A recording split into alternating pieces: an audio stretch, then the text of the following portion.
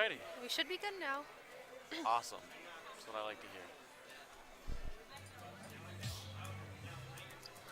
Looks like he plugged in the right thing. Because if you plugged in the gray one only, it won't actually bring up the controllers.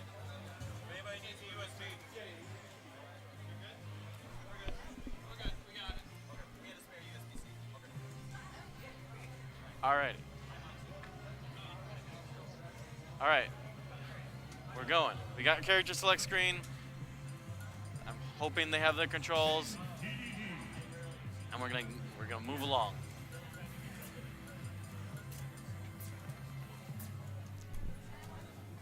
Alright.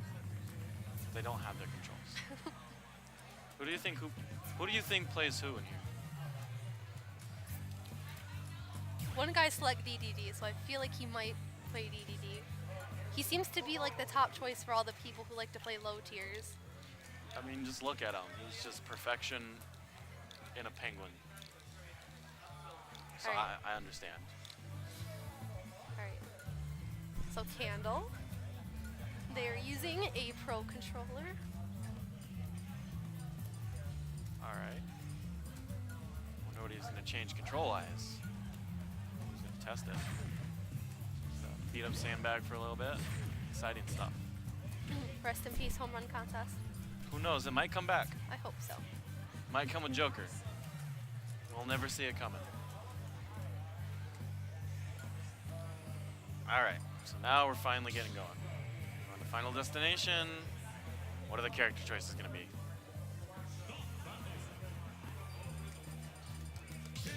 Yep, King DDD. There we go. And then Kendall. Just covering up the DDD.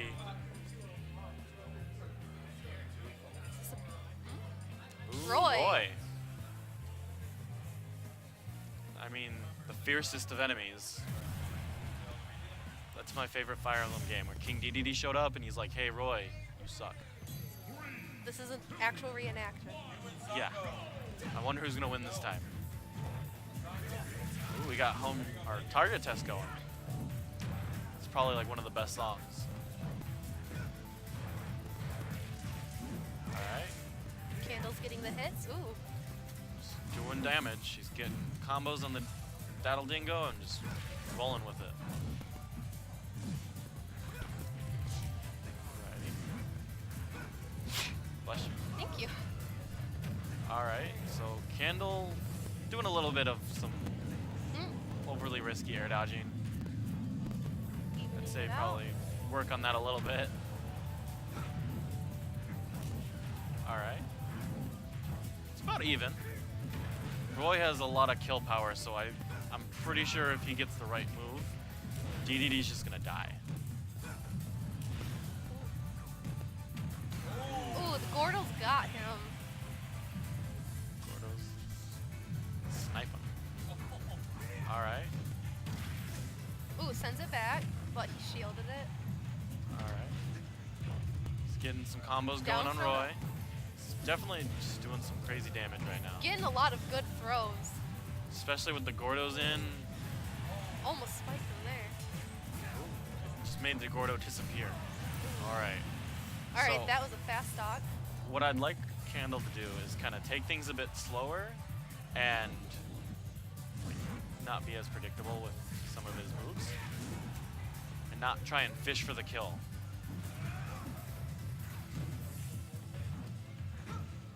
Alright, he's definitely slowing it down. Ooh.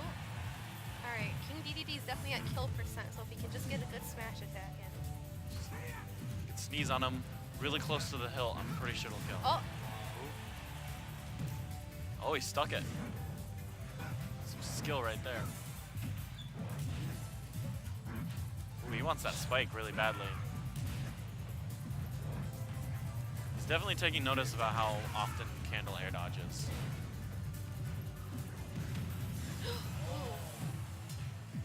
is the Gordo gonna be the end of him? Ooh, he like grabbed it as the Gordo touched him. Alright. Alright, he's still in this. Roy is a rage monster. And if he can get some good hits, Oh, he'll get I it, think but he's too far to recover. Yep. I spoke too soon. I didn't mean to curse him. I still believe in him. But Smash is a fickle game. So DDD won this round. See how next round goes. Do you have any bets on what stage they go to? Seems like Pokemon Stadium 2 has been a very popular choice. Oh. Nope, Ooh, Smashville. Best competitive stage from 4. Well, not from 4, but in 4. It's still a pretty good stage. Oh, yeah. People played a lot less often now. Ooh, Samus. Samus still kind of sucks. But they're both low tiers, so this might... I mean, she's got projectiles that make Gordos just reel on back. Alright. It's rare to see. DDD's big, so she can up air combo him. Oh. Yep, exactly. I'm actually surprised to see him go regular Samus, though. Most people like going Dark Samus. Dark Samus is very slightly better, but it makes a huge difference. I wouldn't know. All I know is they're like minor differences, like down tilt's a bit better and F smash is a bit shorter. One of Samus's big issues that has been a thing since 64 is her hitboxes are very inconsistent for whatever reason, but Dark Samus has consistent hitboxes. Which is odd. Very. I mean, whatever works at the end of the day. So Samus is definitely at kill percent. She's heavy, but not that heavy. She's not DDD heavy, yeah. Oh, there she goes. Well, she's not out of it yet. Yeah, definitely. This game's very fast-paced. Especially since DDD is such an easy target weight, you can just combo for days. Samus does have a kill throw now. Her back throws a kill throw, so she could get him at the edge of the stage. That was smart. Made him eat the missile and then shot him. It's pretty awesome. Ooh, sent the Gordo back, but he shielded it. Well, I'm sure he's going to send out a few more. Ooh, dash attack. Ooh, wow. Samus's dash attack killing? I'm surprised. In my Smash game? I mean, whatever works at the end of the day. Yeah. Stock's a stock.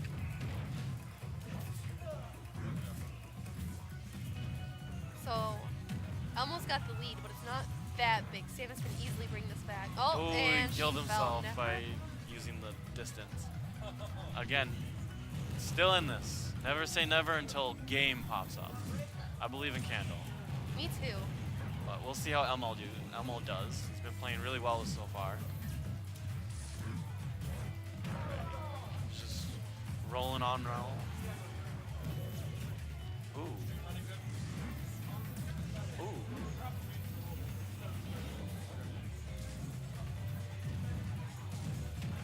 Ooh, wow, that hit twice. All right, see what he can get going.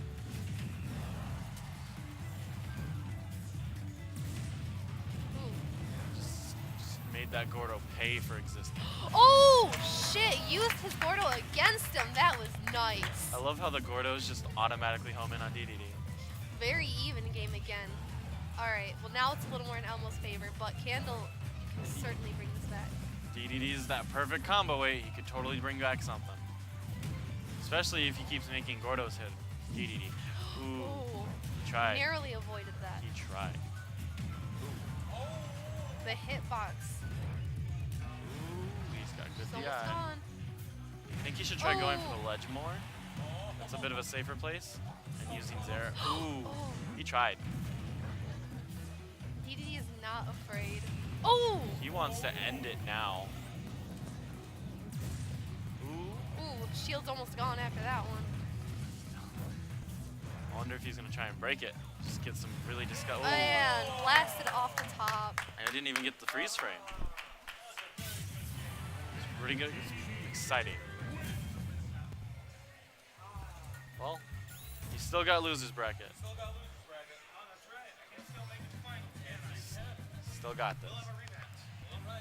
All right, I'm curious to see how that turns out. All right, I guess I got a match, so I'll be hopping off. Those are both of my commentators. I'm alone now. No, it's fine. That's just funny. All right, can I do this alone? Oh, thank God.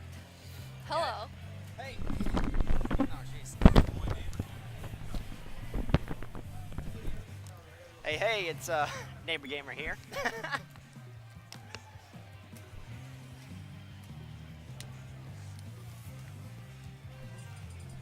So, what match is this? This is Bites versus Hyper. Hyper Crasher, alright. Alright.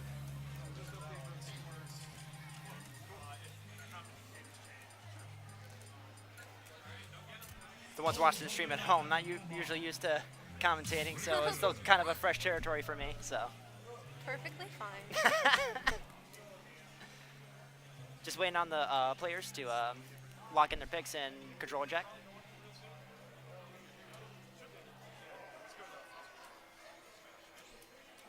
Alright, so Bites is going with Rosalina. Not surprised. Hyper has Richter.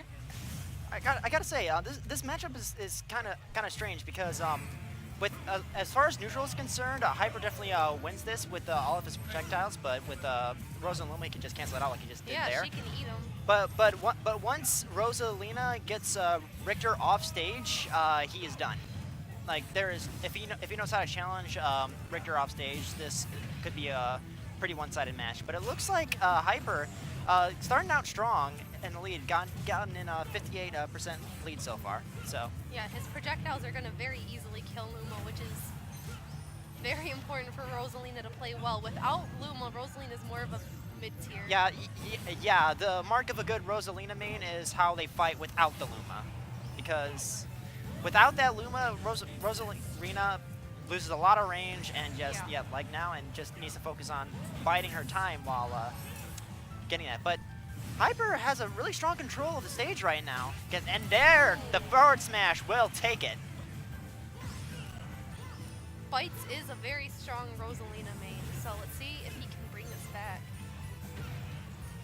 Yeah, well, a good smash attack will take down that Richter, because he is very well into kill percent. I think even an up tilt from Luma could also kill him. Oh, but the boomerang will save him. Oh, no. Bites really wants that kill, but Hyper just knows how to stay alive. Oh, that was really smart. Side dodging in order to get more range on the boomerang, so it hits Rosa when it comes back. Oh, but the jab will nice take it. Jab. Oh, okay, now that was slick. 50% combo. Like, very Luma's easy. dead. Hyper definitely knows his character.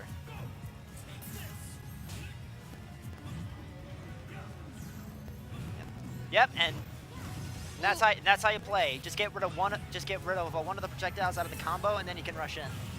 But it looks like Rosa is almost dead. But oh yeah, with that the Luma is down.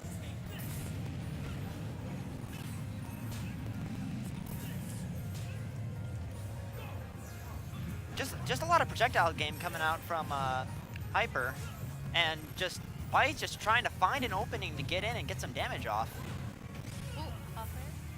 All right, as long as he keeps Hyper in the air, I think he has a better shot. But that back air will send Rosa flying. Ooh, and the right boomerang! Into the projectile. Oh, misses the ledge and just says hello right to that boomerang. And the Rosa's down again, but he gets the grab. Both of them are at kill percent. So it is anyone's stock right now. All right, forward air. Figured the back air would go. Oh no! Oh, but he didn't get the forward smash off. Very light Rosalina. Oh, and the side smash will get it. Oh, but he gets the reset right away. Now we have a game. Oh wow! Very even.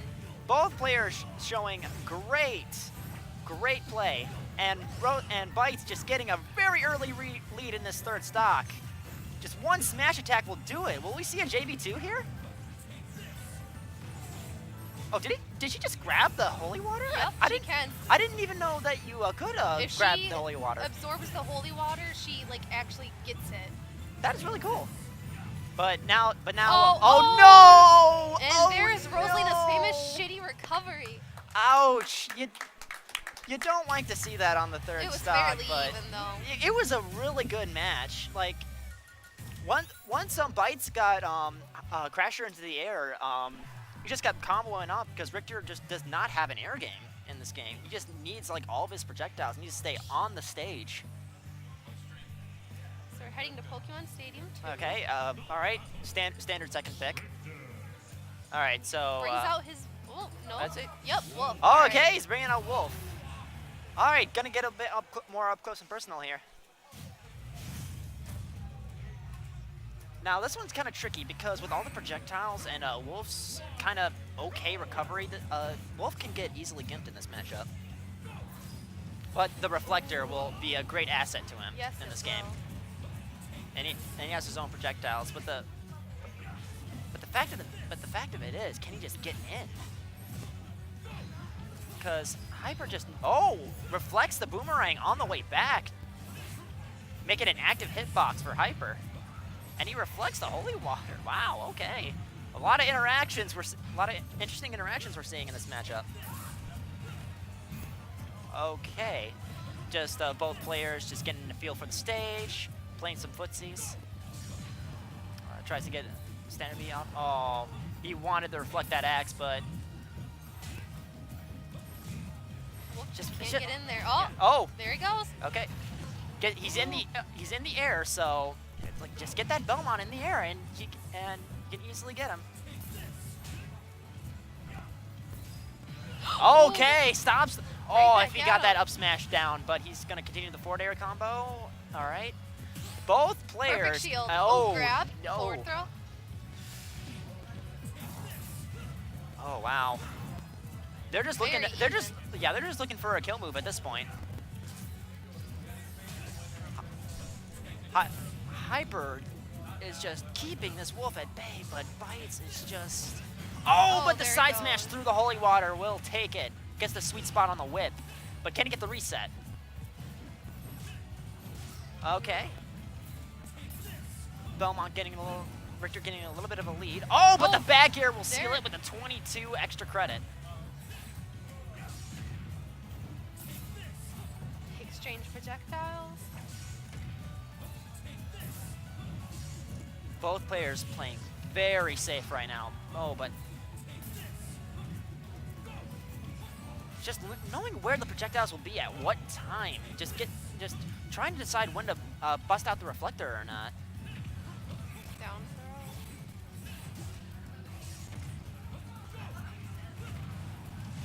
throw. Oh! Oh! And a kill Screen KO. off the up special too. That was a really strong play by Hyper. And, okay, yeah. Just figure out around the projectiles and you can get in. But Bites has a lot to make up for. But oh my goodness, Hyper's projectile game is really strong.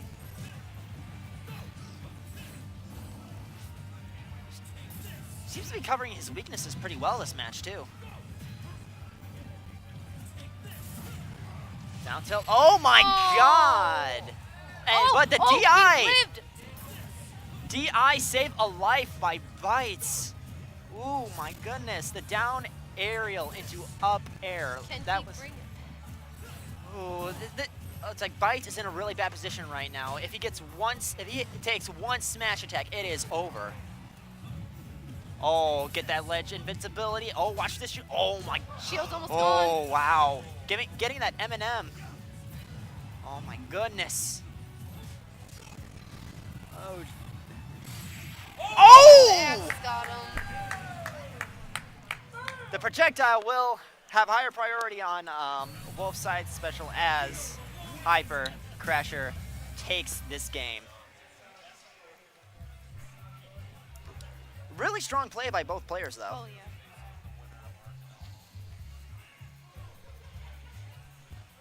That was a really fun match to watch. All right, who do we have next on stream? All right, looks like we're moving into a losers bracket. Got far enough in winners that we can start moving losers along.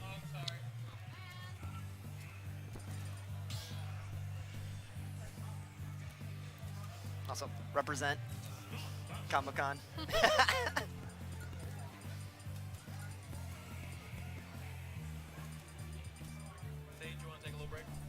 Yeah, I'll take a small break. All right. Woo. You did a good job. Hey. Hey, nice commentating with you. Yeah. Yeah. Yeah. Yeah. Eat your H2O.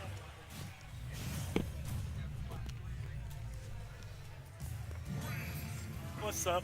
What's up? What's up? All right, so we got Kendall versus That's Cool.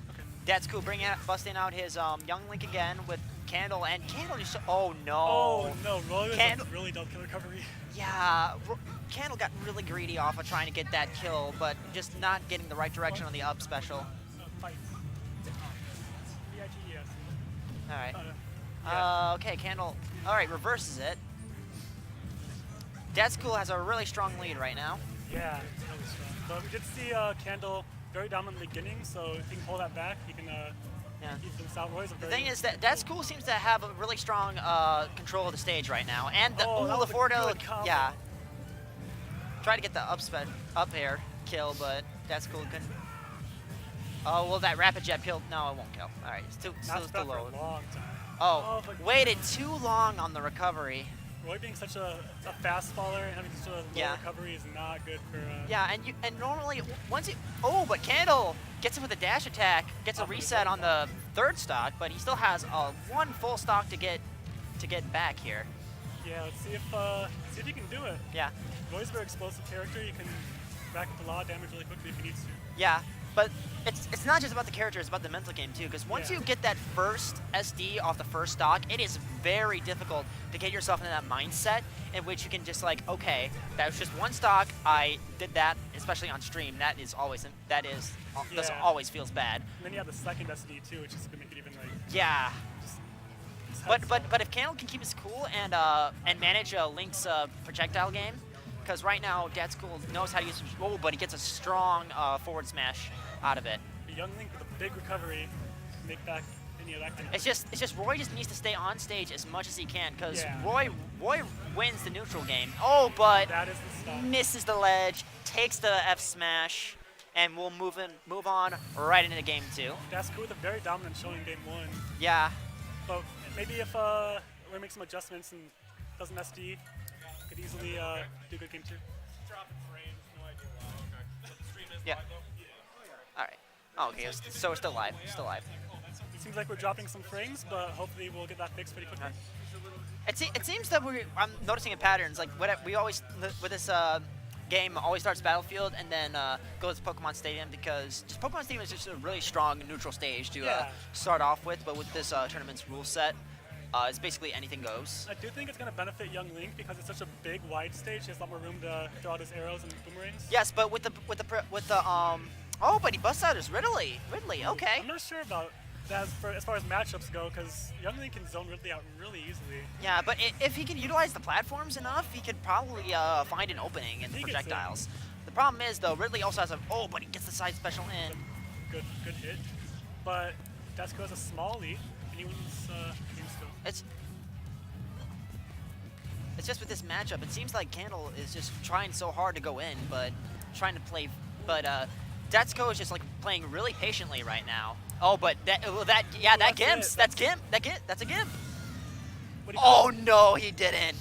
Did that boy just taunt? Oh my God, Kendall. Okay, that's cool. Destroy this man.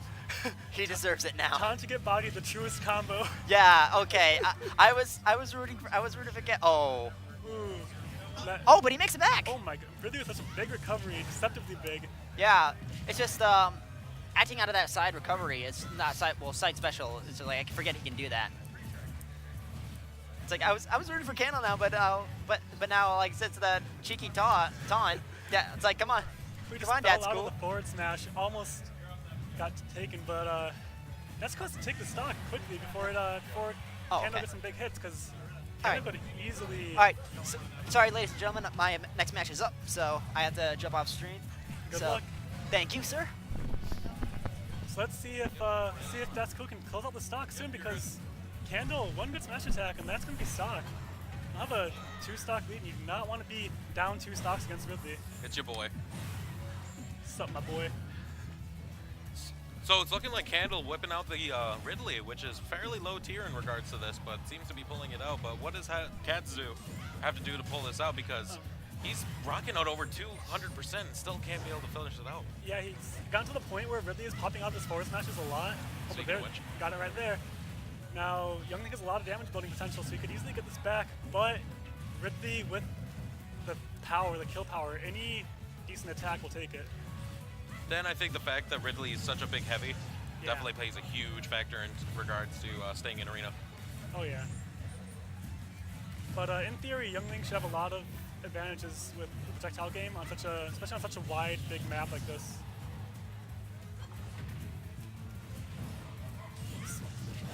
Even in back up, he's Yeah, doing making good a job. big comeback, and that's might be, yep, That's gonna be stock. 2 stock.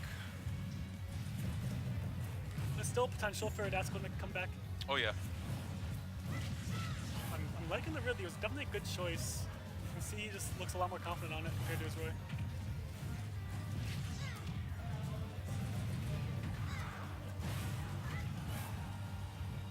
That's cool, making it a rally. Yeah. Ooh, that's a big forward That's big, smash. big, big. See if he can make it back. And to still save. got some of that chip damage from outside boundary. Yeah. Final smash will take it. Yeah, he's at kill percents for sure. Waiting for it. And waiting for it. Edge guard Going for the situation. spike. Goes There for the we spike. go. One even, one apiece. It all comes down to this, and this is the losers bracket right here. Losers round 2. Let's see if we see Datsko pull out his Inkling if he sticks with the Young Link. Wonder if he will. Either way, like matchup wise, he's any of his characters have an advantage, but the beauty of this game compared to previous Smash games is the balance is so much better. Having an advantage means less.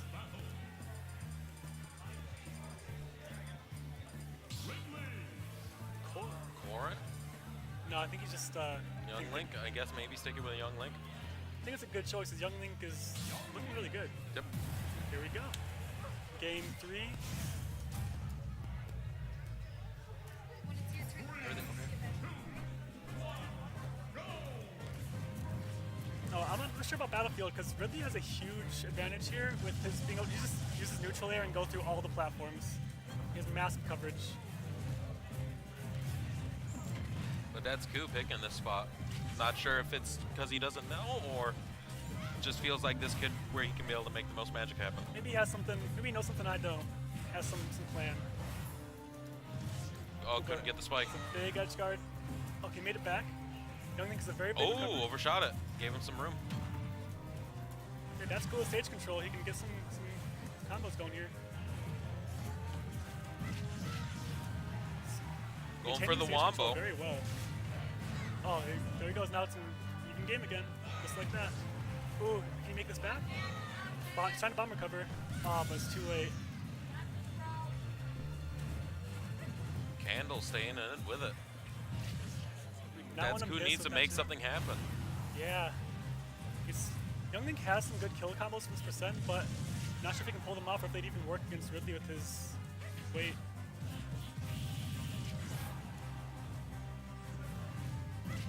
Ooh, he got the weight and the forward smash. That was sick, but Nope. Ridley Nope. living.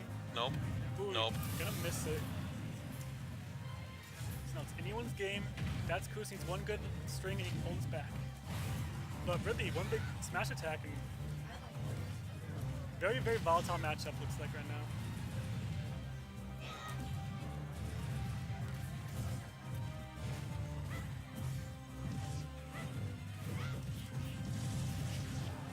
Yeah, Datsuku is not getting much damage down here. Just being zoned out, forced off ledge. Sitting at 130. One good smash will do it. Young Yeah. Link is such a light character.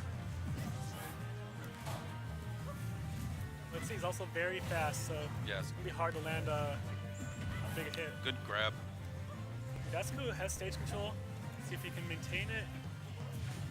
Ooh, that was close. Ooh, Kendall is getting antsy to get the stock. He can just throw out smash attacks now that may not necessarily be the wisest ones. Should try to go for something else. Just waiting for something more that bomb consistent. control. There we go. But look at this. That's cool. Bringing it back. Taking Ridley to 112. It's an even game now. Any big hit can take either one stock. I'm impressed. Yeah. Ridley's played nice Winner and takes it. patiently. And that's out. With authority. Kendall with a taunt. Some bad man. Send it back. See if he gets hit with the taunt to get bodied combo. Ooh, good disrupt. But that also gets him back into it. There And it that might is. be it. Yes, it is. Even up. Anyone's game. Anyone's game. Ridley can definitely kill earlier than Young Link, The so winner progresses and stays alive. Loser Yeah. leaves. that's cool with a small lead. Getting some good damage on here. Ooh, Very good damage. But that one hit gets that 24. needs to get back to center stage if he can. And he does it, he's in control. Nice. Oh, good bomb setup. Gets him in the air. Another good one. Kill percents, and that is game! Oh! That's Koo That's takes it, Koo 2 takes to 1. it proper. 2 to 1. Hell of a game. That was very intense. Very Choosing close. that, I don't need no character switch. I'll make it work. All right, your boys got to step away for a bit so your girl can get back into it. Bring some beats on the mic. But Bring some beats. all right, we'll talk to you in a bit. Thank you. SAIG, yep. Art and the real Elmo on screen, if I'm not mistaken. I'm back. Proud of my boy Cam for pulling that one out. It was Yeah. a very, very close game. Both players played fantastically. But he really just managed to play a little bit more patiently than his opponent, and that's what let him do it. You could kind of tell Kendall's getting a little bit antsy just to get it done, but that's cool, stayed cool, and pulled it out. Now here we got Arc versus Elmo. Now both these players have shown their King DDDs, so let's see if we get some DDD dittos going here. That could be really, really hype. Arc chose Link. Did he choose Link? I thought that was just because the previous player had Link selected. No, that's not true though, is it? Yeah. Arc chose Link. Arc is just picking whatever he wants today. All the mains. Let's see what Arc's Link can do. Now, it's definitely a Link Alright, favorite matchup. projectiles. Yeah, this is a Link favorite matchup because projectile game can just really stomp a slow character like Deity. Ooh, went for the bomb setup, didn't quite get it. But he's still just in control, 0% on Arc so far. But Deity's percent, this is kind of how heavyweight matchups go sometimes. You get bodied and then you get your 3 good hits and it's done.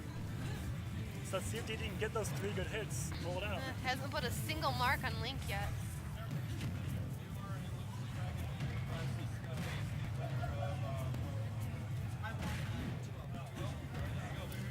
So, Arc still with a pretty sizable lead. Deity's gotten a little bit of damage done on him. But Arc has him off stage. This could be a kill setup. Up smash, not quite gonna take it. It's such a heavy character. Has a bomb set up for edge guard. Misses the bomb. Deity gets back to stage. Oh, but Deity just... Ooh, back in another edge guard scenario. Just needs one smash attack and it'll launch them all. Oh, Yeah, this is definitely looking like Arc's gonna get the stock any minute now. Deity being as heavy as he is. he grabbed helping Link's him out. bomb. If he can get just... If Deity can get a big smash attack too, he has max rage now. I don't think it would take the stock, but definitely help him even things out.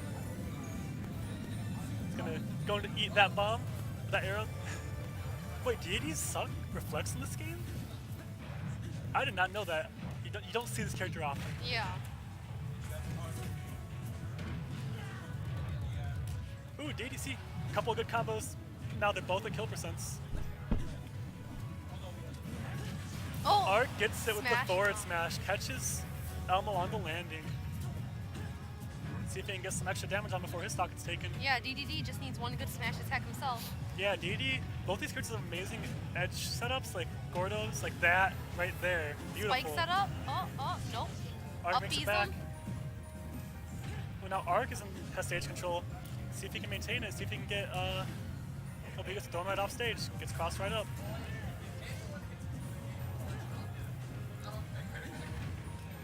Ooh, next Gordo off Arc is stage. building up a little bit of percent on his opponent. Elmo really wants to get the stock soon, because Link can put in some good combos. Link's slow, but DDD's smash attacks are slower. Yeah, So- exactly. Deity is Oh. honestly surprisingly bad at killing sometimes. Like, he Bees has him the on power, stage. but it's inconsistent. That's why you don't see this character very often in the highest level play. But he gets it with that neutral there. Very good. See if he can get some damage back on if Arc's just going to take it. Arc Air definitely dodging is with a the little big predictable there. Oh. Arc getting Deity off stage. Looking for something. Kind of feeling around for any kind of big hit you can get. Ooh, knocks Gordo back. He's at kill percent again. He's close. Yeah, this could definitely be anyone's. They're both They're almost- getting each other so high because their smash attacks are so slow. The other can just move. For real, this is two characters who do not have consistent kill setups. Ooh, yeah, now they're both Both at kill basically an percent. even game. Yeah.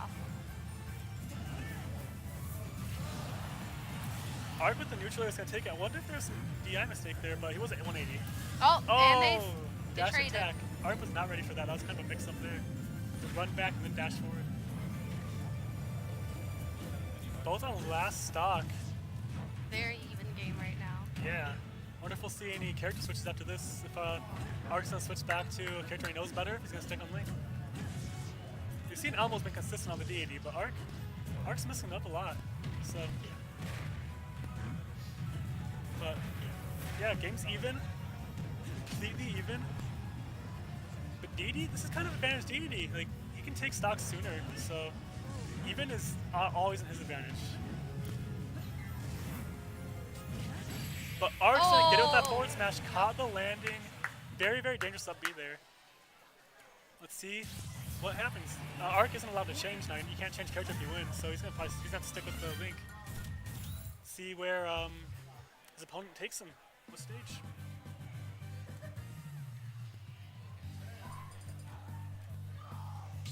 Dreamland. Dreamland. Ooh. King Deity's home turf. Are we gonna see a character switch? Or are they gonna stick with it? Oh. He's thinking about it. Is he gonna do it? Sticking Oh, he with did it.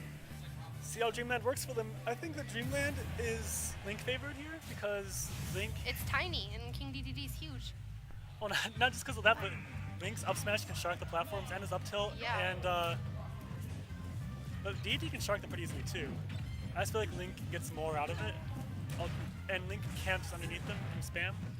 But one thing it does do is it gives DD platforms he can use to maneuver around Link's projectiles. Yeah, I think they both shark the platforms, but I just feel like it's better for Link. We'll see. Ooh, misses the spike. Is he gonna go Alma for it with again? a pretty big lead so far. This could get a stock soon. He's bringing it.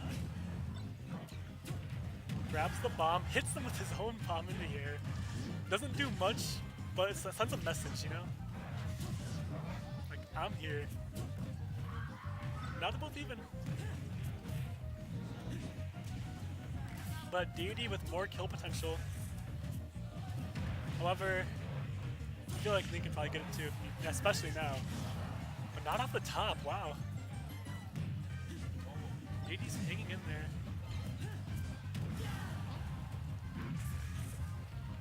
Who can get their smash attack out first? That is the question. Oh, they both have moves other than smash attacks too. Like Deity can aerial, that would probably take it. Lots of shields going on. Yeah, they're both a little bit scared of losing their stock. No Yeah. one wants to lose that momentum. Momentum's a real thing. Bomb could have had him if he just waited another second to detonate it. Oops. Oh, there Link. There Link goes. Elmo takes it with the up smash.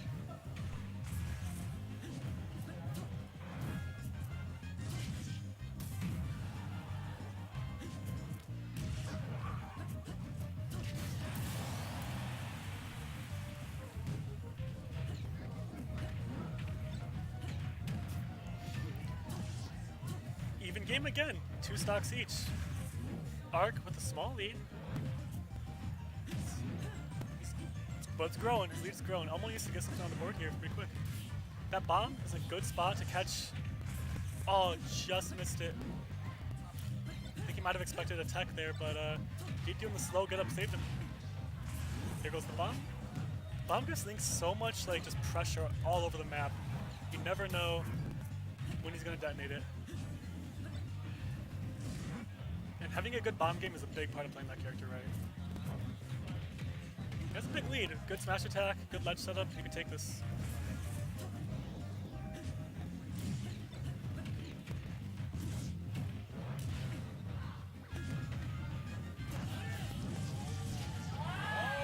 Nice up B. That was very good, yeah. Arc with a big lead, but DD, if he just like, if Arc gets hit by like a down smash or anything, he might Yeah. die. I want to see from DD. I want to see this a little bit more ledge setups with the Gordos. He's just throwing them straight. He should throw them like slowly. Oh! Oh no! It probably got a jump 8. Yeah. I know that feeling. But it's still fairly even with how high percentage DDD is right now. Oh, Link with the sword beams. I love that mechanic. Even though it's not really, it doesn't make a big difference usually. It's just fun. It's a good, like, love letter to Zelda fans. You gonna pop that bomb? No, he's gonna throw it off. Gets him with the up air. 47% lead for DDD. Let's see if they can even it out. See if see what happens. If Arc wins this game, that is him further in the winners bracket, and Elmo got on to losers.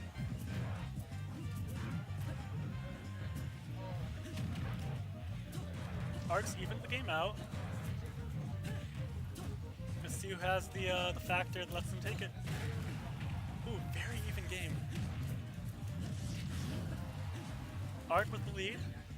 They're both at kill percents, depending on their attack.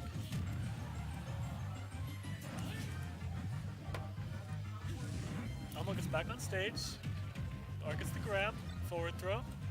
Is this gonna be it? Is he gonna get with the bomb? Gets him with the bomb. Elmo just wants to get back to center stage, but Arc won't let him. Arc stage control is top notch. Ooh, oh. This is getting very tight here. Both these players are probably sweating. Time's getting low too. Only 1 minute left. Oh! DDD takes Up it. smash. Very close game. What an upset. Let's see if Arc is gonna stick with the lead. I doubt it, personally. And what stage are they gonna pick? Final destination. Final destination. Arc gonna pull out his own DD, or is he gonna? Oh. Not Final Destination. He's gonna go to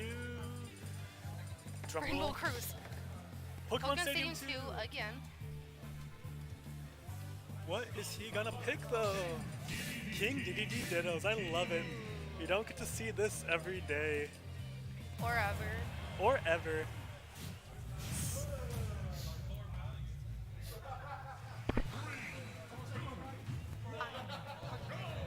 Me too. Arc with the first hit. Ooh, perfect shield. Comboing each other the exact same way, Both too. just It's like great. a couple of DDDs naring each other. Is that not how you play? Ooh, that was a 30%er right there. These two thick Vicks out here fighting each other with their hammers. Alright, Bites is no longer commentating. He's gone. Ooh. Arc with a pretty big lead. And he taunts the bad manners from Arc. Oh! Got that. Down That's smash. the big thing DD is mind games. If you get those Yeah. ledge guards, that's a big mind game right there. I wonder if we're gonna see a taunt to get bodied combo here though. Wonder if we're gonna see a suck and cut. What? Suck and cut. Oh shit. For another perfect shield. The Gordo game is tight. Both these players. They know what they're doing. Arc has nearly lapped him though. Ooh, is this gonna be? This could be it soon. Oh my god. Gordo mouth games.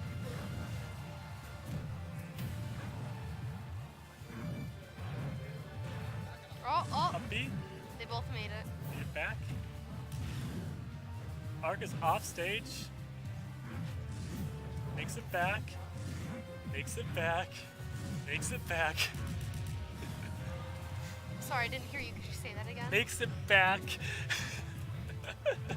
Gordos are out These two here. players Oh! are both like Arc was very. Oh, Arc backslide. sucked There in you the go. wrong direction. Little mistake. What if he Oh, accidentally gear trade? burst? Nope. Arc not getting the stock. Very close. Very close. Not quite gonna take on the down smash.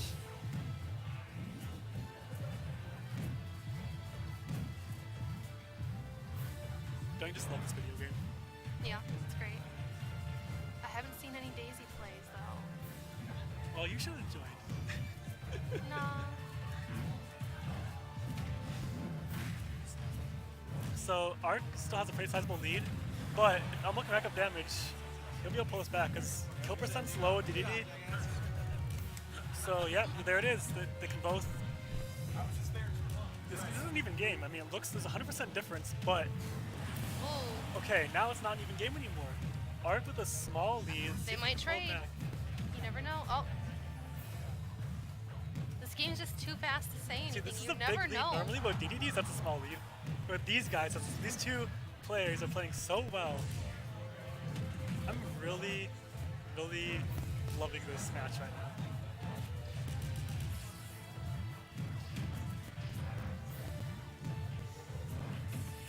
Ooh, Art got the grab.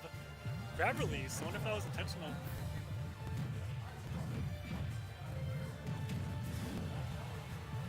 Ooh, missed the spike. But he gets a hit anyways. Right back to stage. Perfect shield. Ooh, Almost he meant sends to him drop, up. but he ended up just crawling. Sucks. Gordo. Cucks. That wasn't a suck and cut. Get out of here. No you. Both these players, it's still. This game is. This matchup is so volatile. Oh, he does the second cut! Damn. You just suck and cucked that man. How could you, Arc? Arc, what a fucking. Destruction. What a madman. Yeah, it was.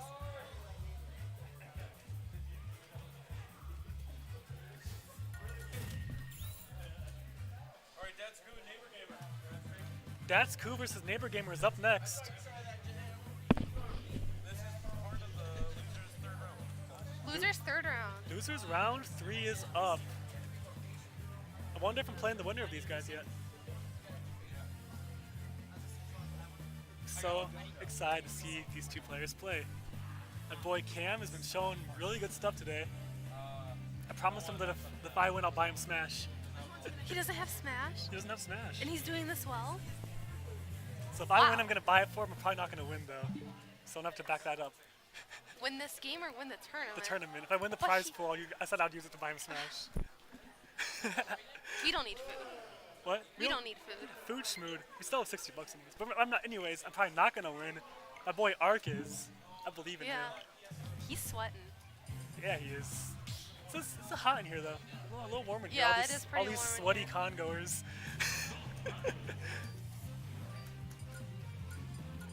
Here at AlmaCon 2019 with the Smash tournament.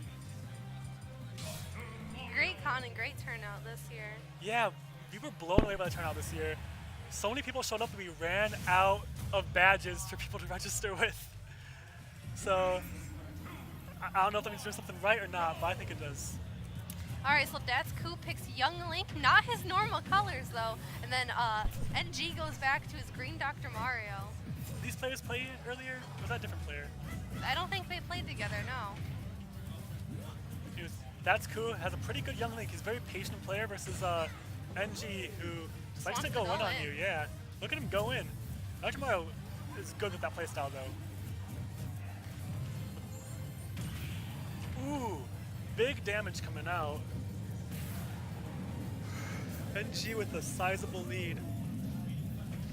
One big up smash, and that's just it. So Datsuko does not want to approach him from above right now. Ooh, that's it. That's the stock. Huge lead to NG. Yeah, huge lead, but anyone's game. We don't know until it's actually over. It's not over till it's over. You're right. I always am. That's why I'm me.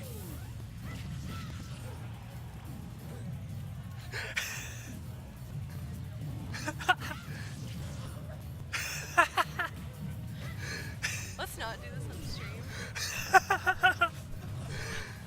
Anyways, NG's at pretty much kill percent. If Link can get a good smash attack on him. Yeah, but he's got a 42% lead, so Yeah. let's see what happens. See, I feel like I say that a lot. So young Link just needs a good like boomerang to forward air combo to take this, or that catches the landing with the forward smash. Alright, so 42% isn't that big Game of is a lead, pretty even really. again. Yeah. I'm really loving what I'm seeing from Datsuku. He's improved a lot since I last saw him. NG though has also been showing an amazing Dr. Mario. Now imagine him as normal Mario, And Doc is good in this game compared to I know. previously. but terrifying. Got huge buffs. Luigi's up B now, right? Luigi's down B. Down B, sorry. His down B used to basically do nothing, but now he can actually like recover with it and makes him a much more viable character. So a solid mid tier, maybe even Ooh, high, Link. given how the meta develops. Magnet hands onto the stage. Can he get a hit on NG? Ooh, pummels. Ooh. The suplex is such a powerful. It's one of the most powerful backers in the game. Magnet hand. Ooh, that's not what he wants. This back throw could take it. It's a very powerful back throw. Up there with like Ness and Incineroar, honestly. NG takes this with the stock ahead. Finally gets a hit on him. Can he close it out? Or can Datsuku make the comeback? Join us next time in AlmaCon tournaments. And we're back.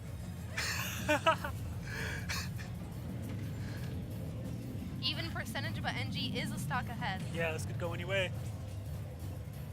But honestly, Runs into his shield. NG is basically there. Like, if he catches a landing, and he has shown that he's very good at catching landings with those smash hooks. These nairs, this ledge trap, it is doing so much work. Misses the spike. He wanted to clip Young it there. Link escapes, makes it to center stage. Fire arrow. Down Anything's B. possible, but it's looking very much like NG's game right here. Definitely. At this point, what Datsuku should just like sit back, stall, and think about the next game.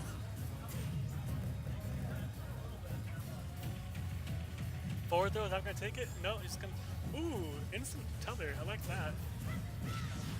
Okay, Datsuku has stage control. We don't want to count him out just yet. Okay, the stock could be gone. Ooh, he goes big. That was a dangerous play. NG's gonna take it. 1-0 NG. I wonder if we'll see a character switch from Datsuku or if he's gonna stay on his young Link. It's been doing a lot of good.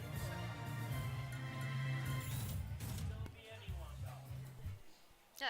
Never know what's gonna happen.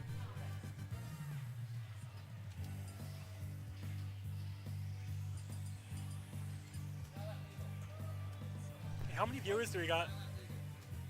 What? How many viewers do we have? I'm just curious. 8? Not bad actually. That's more than CMU usually gets. Final destination, Pokemon Stadium 2, Smashville, Palace, Pokemon League, Town and City, Yoshi's Island. To all 8 of you out there, I love you. Thanks for watching. Feel free to donate to the charity. But what charity? I'm just here to send the message. Any charity is a good charity, usually. PETA. All proceeds go to PETA. Let's get some Isabels in the Oh my.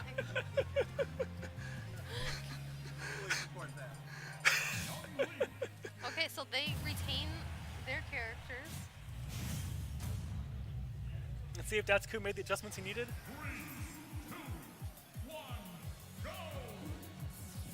It's because he's playing green Young Link, not red. I know. He used to go by Red Fire. He used to pull out the Red Fire.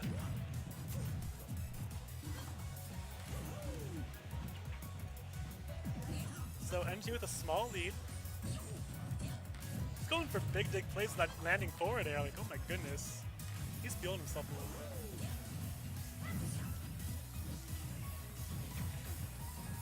Gets him in the air, lands safely. So far, NG's just chipping away bit by bit. Ooh, yeah, that's cool. Got a good little string there. 10% lead is still heavily in NG's favor and growing. See if that's quick make match stage. NG going for the spike. Ooh, punishes his down B lag. Up Did B not lag. want. Yeah. Datsuku makes it back on. You can pull this back, but NG is just Pummels. punishing Escapes the everything pummel, very well. Jabs back. Ooh.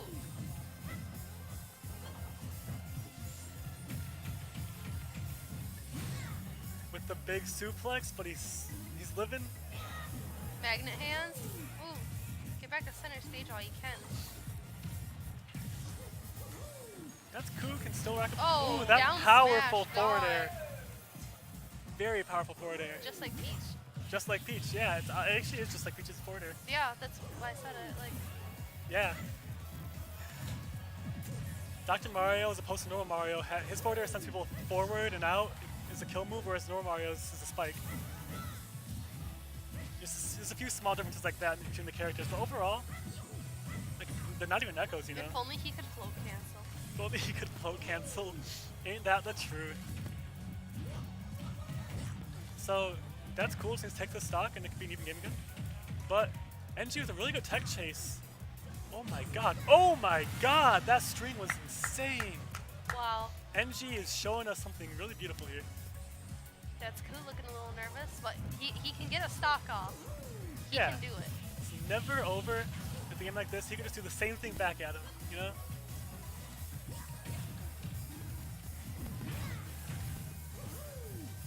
See if he can make it happen.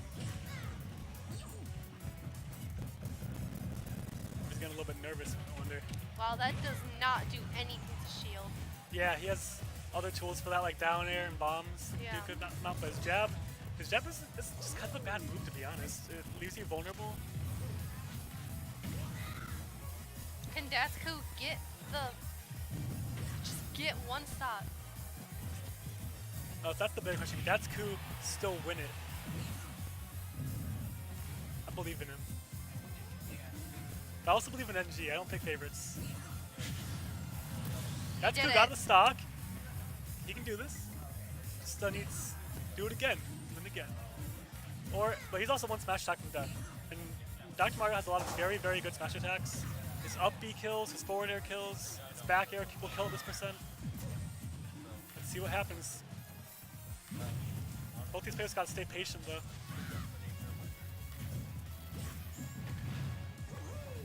This is for losers. This is losers round 3, so whoever loses this is out.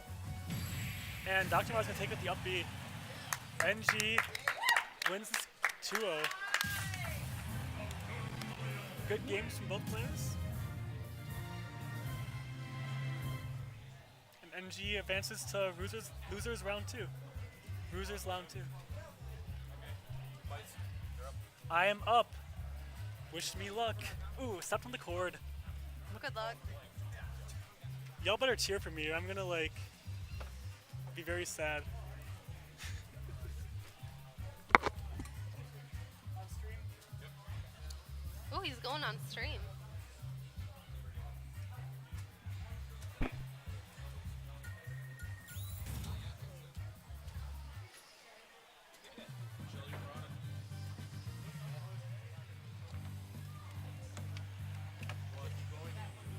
I'm good.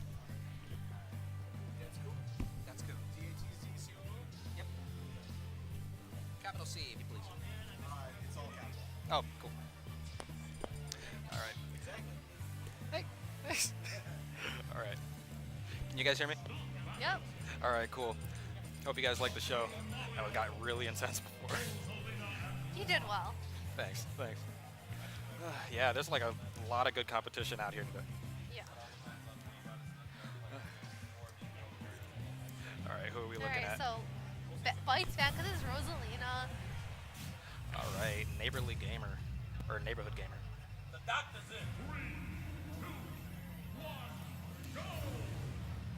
Now, one thing's for sure, Dr. Mario, he's easily one of the most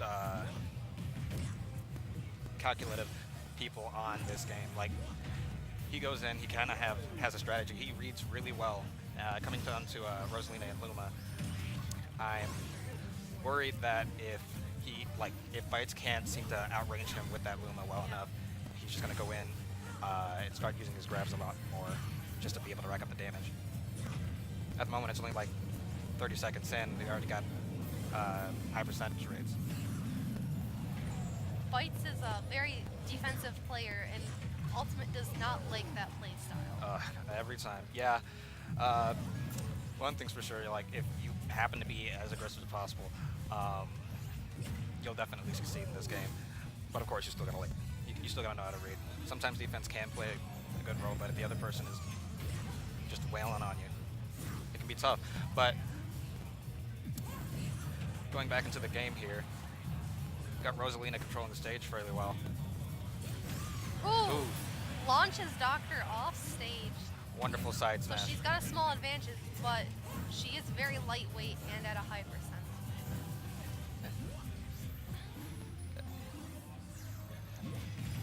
Ooh, gets the jab. Gets it again. Wonderful. Very small percentage, but it adds up. Ooh, forward smash. Okay, I was she one. spike him? Ooh, Oh, there she we go. spikes him. I was Oh worried my he didn't know how to approach. So Bites has a two stock lead almost. Okay. Lets Luma die. Ooh. All right. Back throw did not kill Rosalina, which is shocking. Wow. That But whatever that was a interaction kill. was, yeah, that trade just did not go in Rosalina's favor.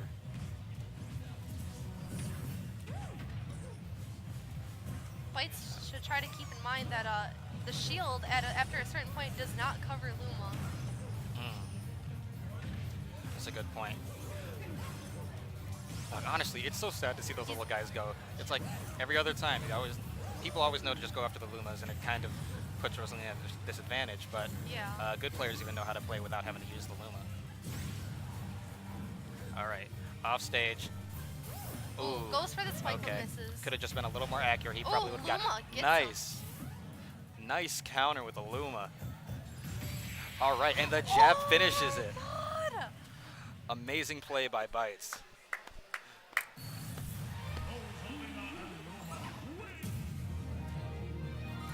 Now, see, I do know my Bites personally. I'm sure you already, you do as well. But playing against him in earlier tournaments, I can tell he's he of course he loves to read people pretty well. So at the beginning of the game, he's gonna take his time.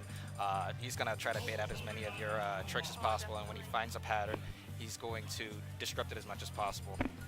He's just gonna like take control of the entire situation. Oh, me Gunner. Ooh.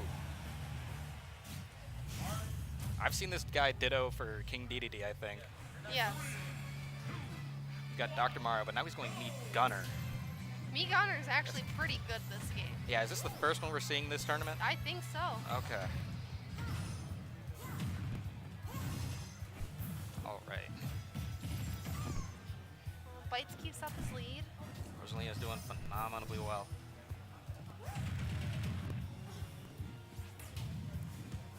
All right. Interesting. Okay, good trade-off. I don't know, at this point I'm kind of rooting for Bites. Not out of pettiness, but none. But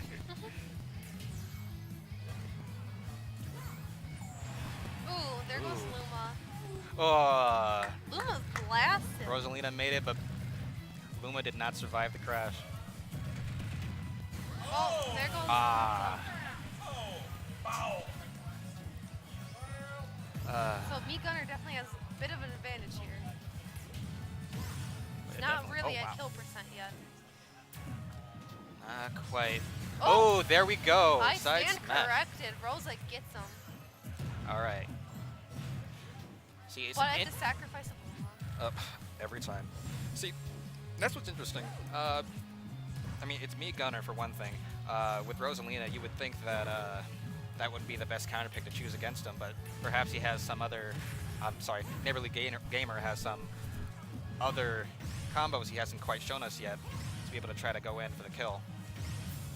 Oof, but right now he's not looking too well. He's getting juggled in the air. Trying to put the hurt on Luma again.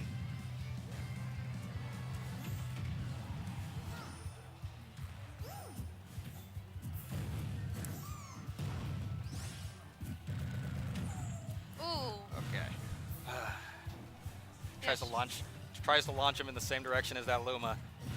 He's just running out of stock at this point. He knows he's getting pissed.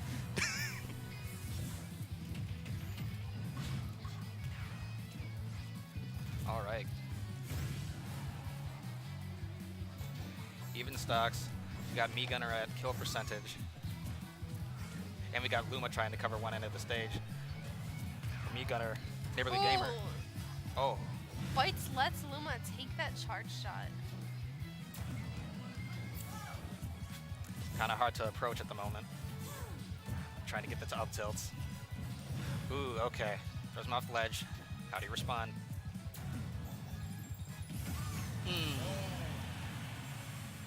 The Luma jab. Alright. Bites is pulling off a fantastic lead at the moment. There goes Luma. Look how light surprising. Rosa is. She's at kill Oh, percent right now. wow. Ooh, gets his charge shot. Totally reads the landing shot.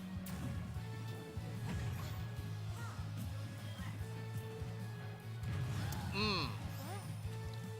alive. Okay. Unexpected up tilt.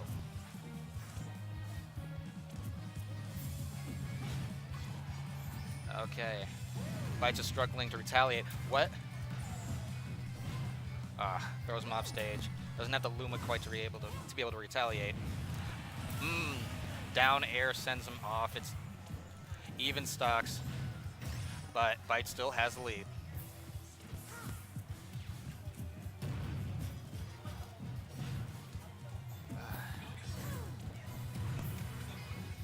There goes Luma. Bite's trying to absorb the projectiles, but timing's a little off. Man, you can see that Neighborly Gamer really relies on those grabs to be able to rack up the damage when he's in a tough spot. Most notably with the fire to be able to rack up to just, again, bird damage if you take card games into account.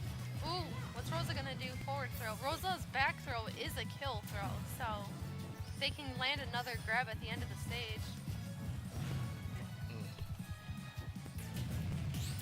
Ooh, perfect shield. All right. Tough to be able to combat someone who's so nimble off stage. 161%. This is insane. Yeah, I'm worried. I'm worried for him. But Bites is just like kind of idly by. He doesn't want to go in for it. Oh, Luma's jab But the Luma again. does it. All right. That makes it 2-0 on Neighborly Gamer. This is going to be our grand finals. I think so. Okay, cool. He certainly played well. Ooh, all right. Well, that's it. Winner for this dog Bites. He's been kicking butt. All right. Yo. Oh, he's going again. One more time. Yeah, boy gets to keep the spot. What's up, Aaron? Okay. All right. Yeah, what have you been thinking about the tournament so far? Anything impressive? Yeah, it's very fun. It's bigger skill range than I expected. Like a lot of people, very beginner, and then very like that art guy, insane. Yeah, dude. But I'm enjoying it. It's fun. It's fun watching everyone. Dude. Yeah, I definitely, I think this is the first like very serious tournament I've been a part of, and just kind of seeing the atmosphere here. There is like a wide range of experience players in this. Yeah. I guess for one thing, I am proud to see that there are like other people kind of experimenting with different styles. King DDD, it's a must whenever it comes to tournament. But then, you know, like a little while ago, I saw Roy players coming in. I had to go against the Ridley player, which is again pretty good too. I'm not sure which where he stands on the tier list, but ooh, They didn't change name. they didn't change name.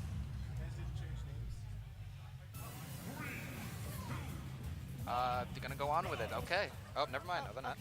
Good thing I Good save. thought that. Same. Aaron has a Bites has a very weird control like scheme going on, and I do not want that to mess up ours. Yeah. Yeah, I feel you there. Ah, man. Okay, so what was this matchup? It We was got DDD versus Pac-Man. Pac-Man. Yeah, you see, exactly. That's what I mean. Okay, I'm already hyped. I'm expecting to see some, what is it? Ninja play styles. Ninja plays in this tournament right now. All right, Hyper, I'm rooting for you at this point, man. Yeah. All right, already with the fire hydrant.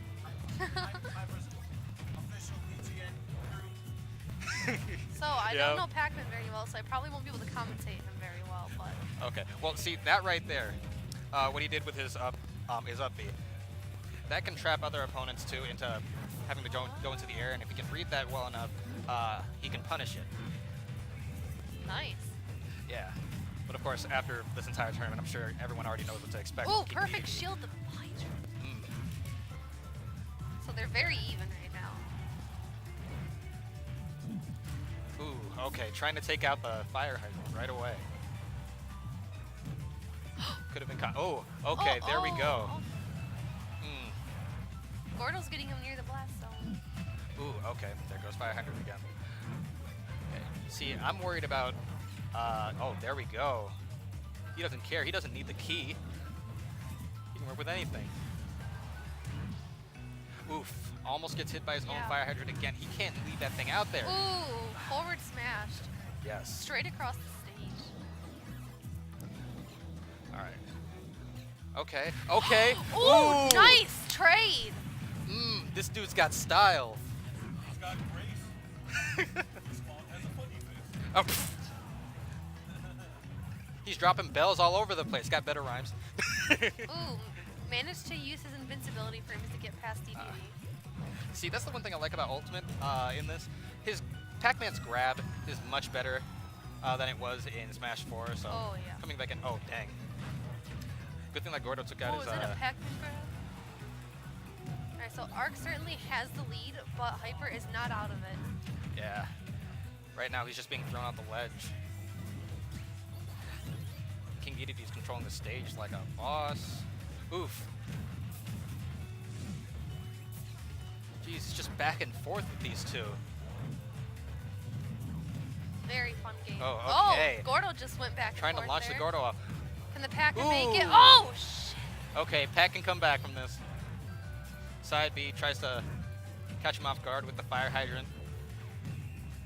Back throw, Gordo hits the up special. Trampoline. Okay. So the thing about Pac-Man is that I believe it's his back throw that people have to watch out for. So I think at this point, yeah, if he manages to get a decent grab, he can probably. Oh. Ooh, he might not even have to worry about that. A Yeah. solid. Oh, trade. Oh man, good answer, man. Arc does not give a shit about taunting. Ooh. Again, a very even game. Yeah, at this point, I like Pac-Man has a minor lead, but it can only take one big swing of the hammer to just like even things out. And so far, Pac-Man, having started off beautifully, isn't able to get off much damage on King Dedede.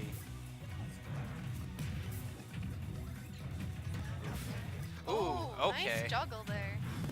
Ooh, Gordo sends him up a bit. Yeah, that Gordo is freaking me out. Ooh, Oh! read the getup. Oh, but he's he all lived, right. He lived. But he's not done yet. Oh, he's alive. Oh my god. Ooh, gets him with the dash attack. Did not live that The one. Gibby flop. Couldn't get him.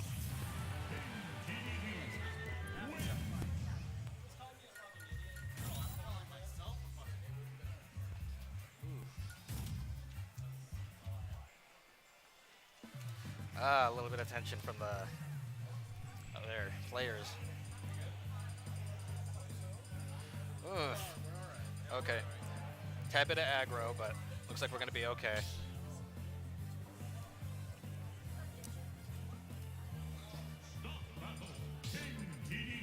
Okay, so King DDD. DDD, He gonna answer stays back with Pac-Man. Pac-Man. All right. I believe in you, Hyper. Let's do this.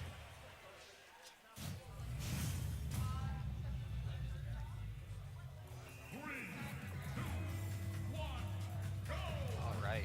Going off on Town and City. this point, I might be able to give it to Pac-Man. He does really well with a lot more platforms. Yeah. But King DDD, being really quick and really heavy, might be able to take advantage. The blast zones, if they are the same in 4, are tiny on this stage. Yeah. Could take one really well-placed throw. Take a stock. Ooh, wow.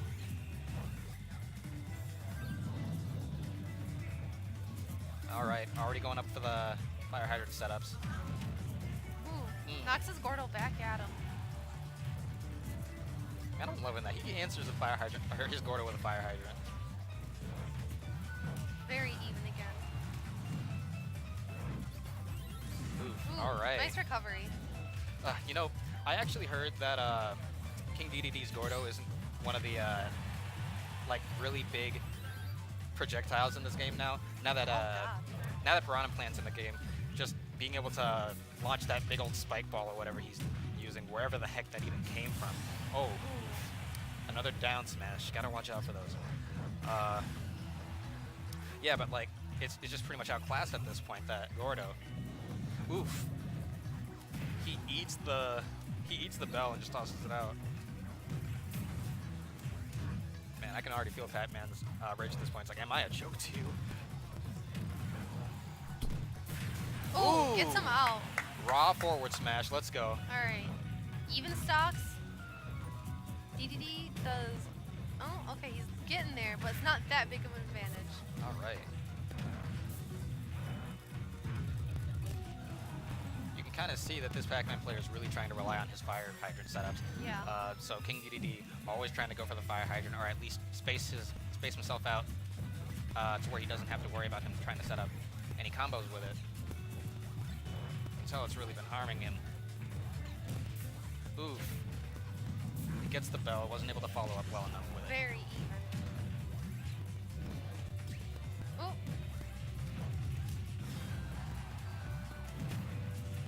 Knocks the Gordo out. He man. does not care.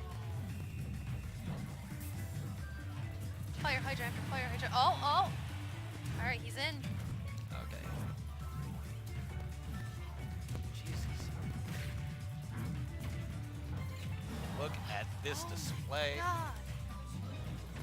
Whoever just gets the next smash has got it. Isn't able to do too much because of those platforms in the way, so we can't punish with Bell. 153%. This is insane. All right, trying to cover his options with the airplane and gets a good all back air. Couldn't get that fire hydrant off in time, but the cherry. Ooh. No. Cherry on top, replaced with a Gordo. Oh, okay, Ooh. they traded. Says you're not just gonna like launch me off that easy.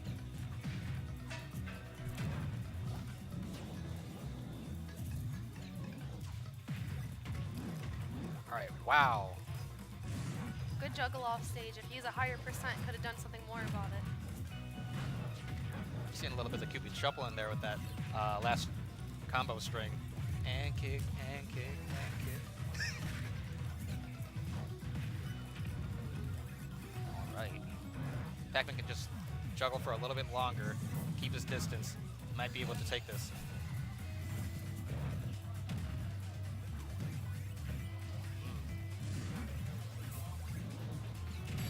Ooh, raw key. Fire hydrant. All right, we're 1-1 now.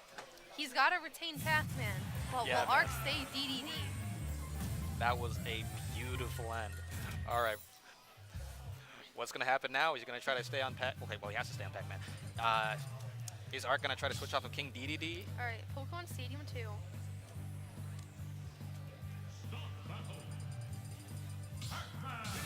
Oh, yep. Keeping their picks. All faithful.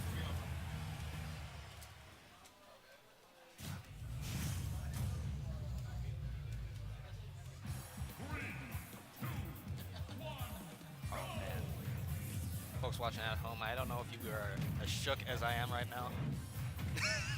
We're shook. Everyone here is shook. Yes. Most hype game of the tournament so far. Yeah, not gonna lie. One thing's for sure. This Oh, Pac-Man is uses his representing. hydrant against him.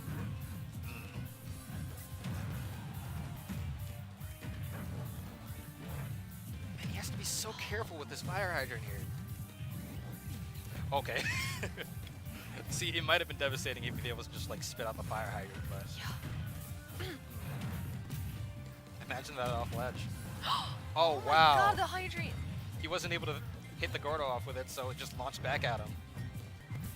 Insane.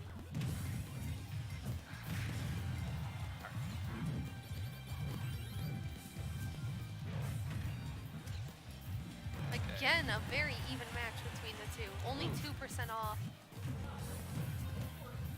All right. Oh, wow. oh, his shield's almost gone. Almost getting He greedy. needs to save that. Pac-Man's trying to keep his cool. Ooh. Oh. Again with the easy forward smash. Oh man, he does not stop with the salt. Like the amount of times I've been seeing that crouch taunt in this tournament, it's almost a common courtesy. So Ark has a 40% lead, but this means nothing. Oh, spits it right back out at him.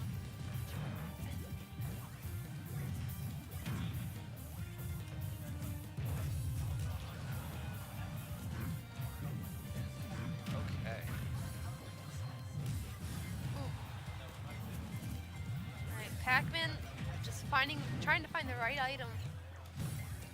Yeah, I'm wondering. Part of me is like thinking, is he going to be able to finish this with like a bell? He's going in for the key. He probably won't be able to go for the key right now. Ooh. Oh. Okay, he makes it. All right. Oh, oh no, not. Okay, and that'll screen do it. tail, the DDD was trying. All right. 60%. Maybe he can take off a couple more. And the Pac-Man retaliated. Ooh. Nope. All right. Still a very close match. Very evenly skilled people. All right. Okay, I almost want to call a commentator's curse on this already, but I'm worried for Pac-Man. Oh, he's got a key. Oh, okay. Ooh, smash attack, all got right. him. All right, we're fairly even. Again, 30% is not that big of a lead, especially considering these two.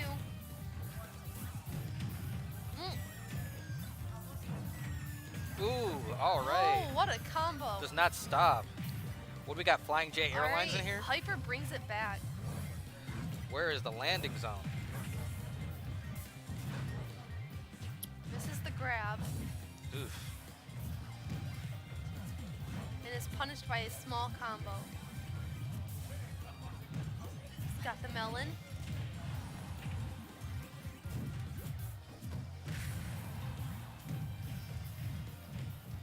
He's got his trusty fire hydrant. Oh, he's got a key. Okay. Oh, Ah, man, he throws that key away way too much. Like, he wouldn't be able to save it, I guess. But now he can set up his other stuff. shield. DDD's eating his shield. He does not want to be overusing it right now. Oh, definitely.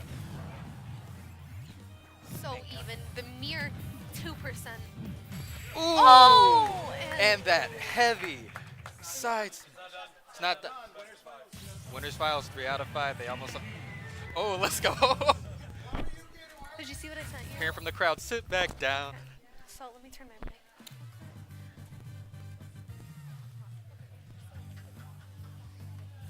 Oh, man.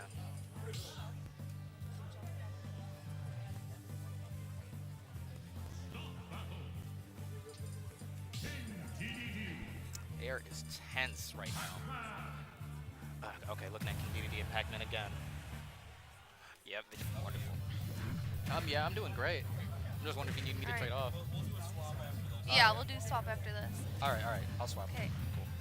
So, yeah, they're on match 3 because this is winner's final, so it's the 3 out of 5, so Pac-Man still has a chance. Yeah. And again, as every other match, they are so even. I have never seen such evenly skilled players in a non-professional setting. Oh yeah, definitely. I mean, for example, that last combo that he tried to pull off there, he managed to fly himself forward with his side special, using the water to propel him forward. It would have caught me off guard. Alright, And so he takes despite it. having a big lead, Hyper loses first, but King DDD is very much so at kill percent. He's a bit heavier, but he can do it. You know, for a guy who's been kind of really savvy this entire game, you'd expect him to try doing something with his down special. You know, the Yeah. super hammer or rocket hammer. Yeah, but he hasn't even touched it once. Not this entire match. He hasn't relied on that. All right. So Ark's with a 96% lead. Pretty big lead, but a Wow. whole stock lead. But Oh, with these man. two, you never know what's going to happen. He has his melon.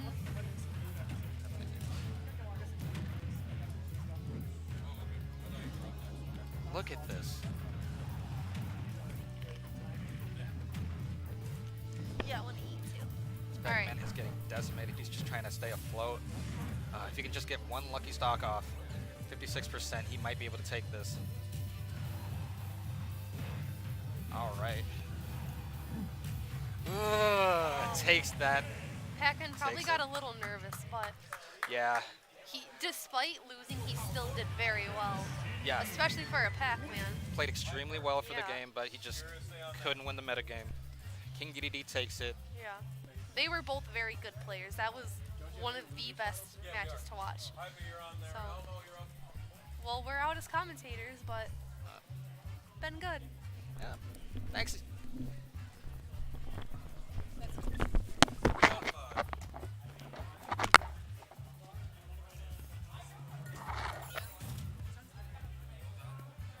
I can stay if I want. Yeah, can I? See you, man. Or am I?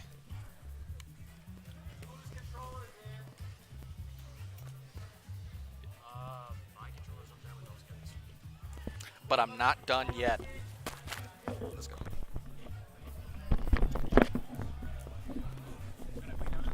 Lion.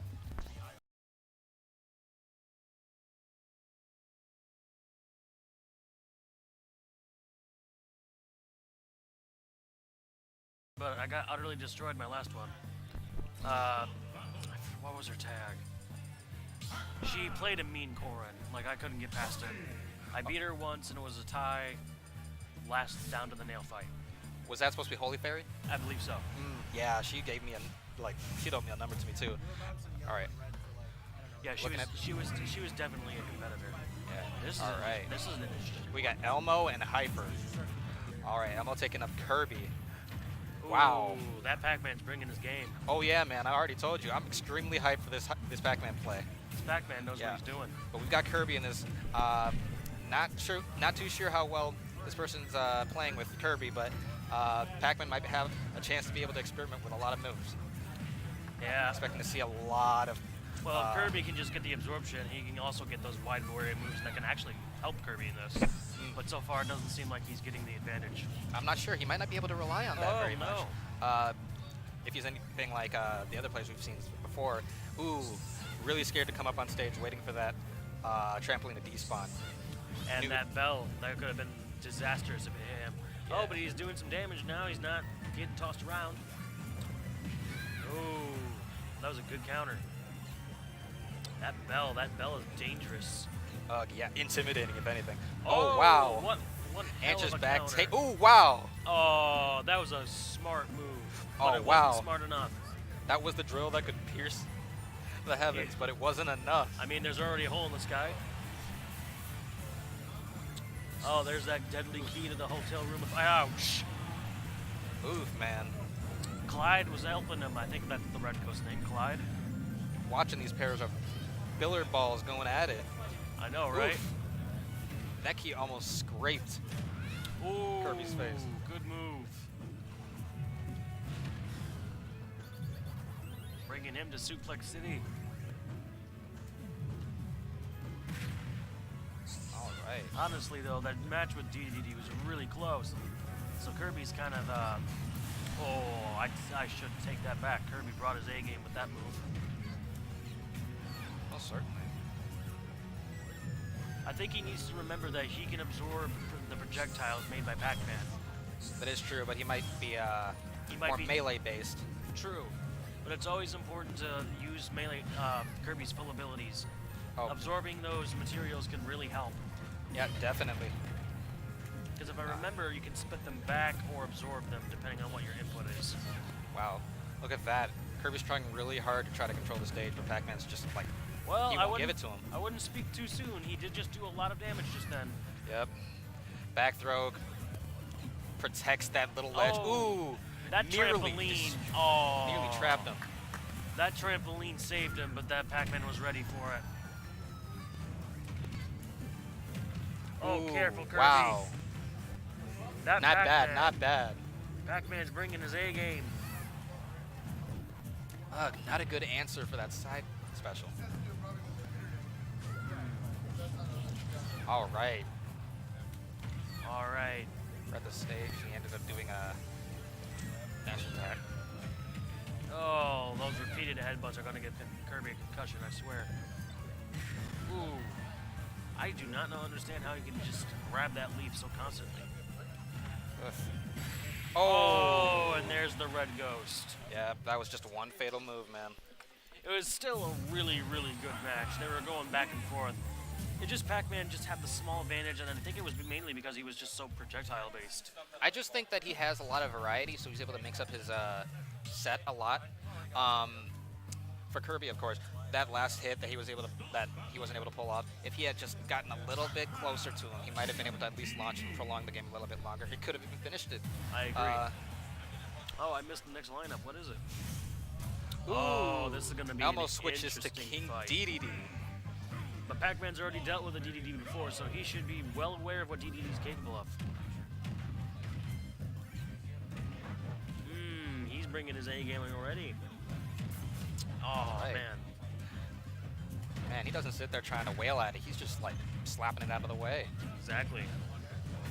Sometimes when you gotta be fast and aggressive, you be fast and aggressive. There's no other way to get past it. But it seems like these two are evenly matched because they're going at it.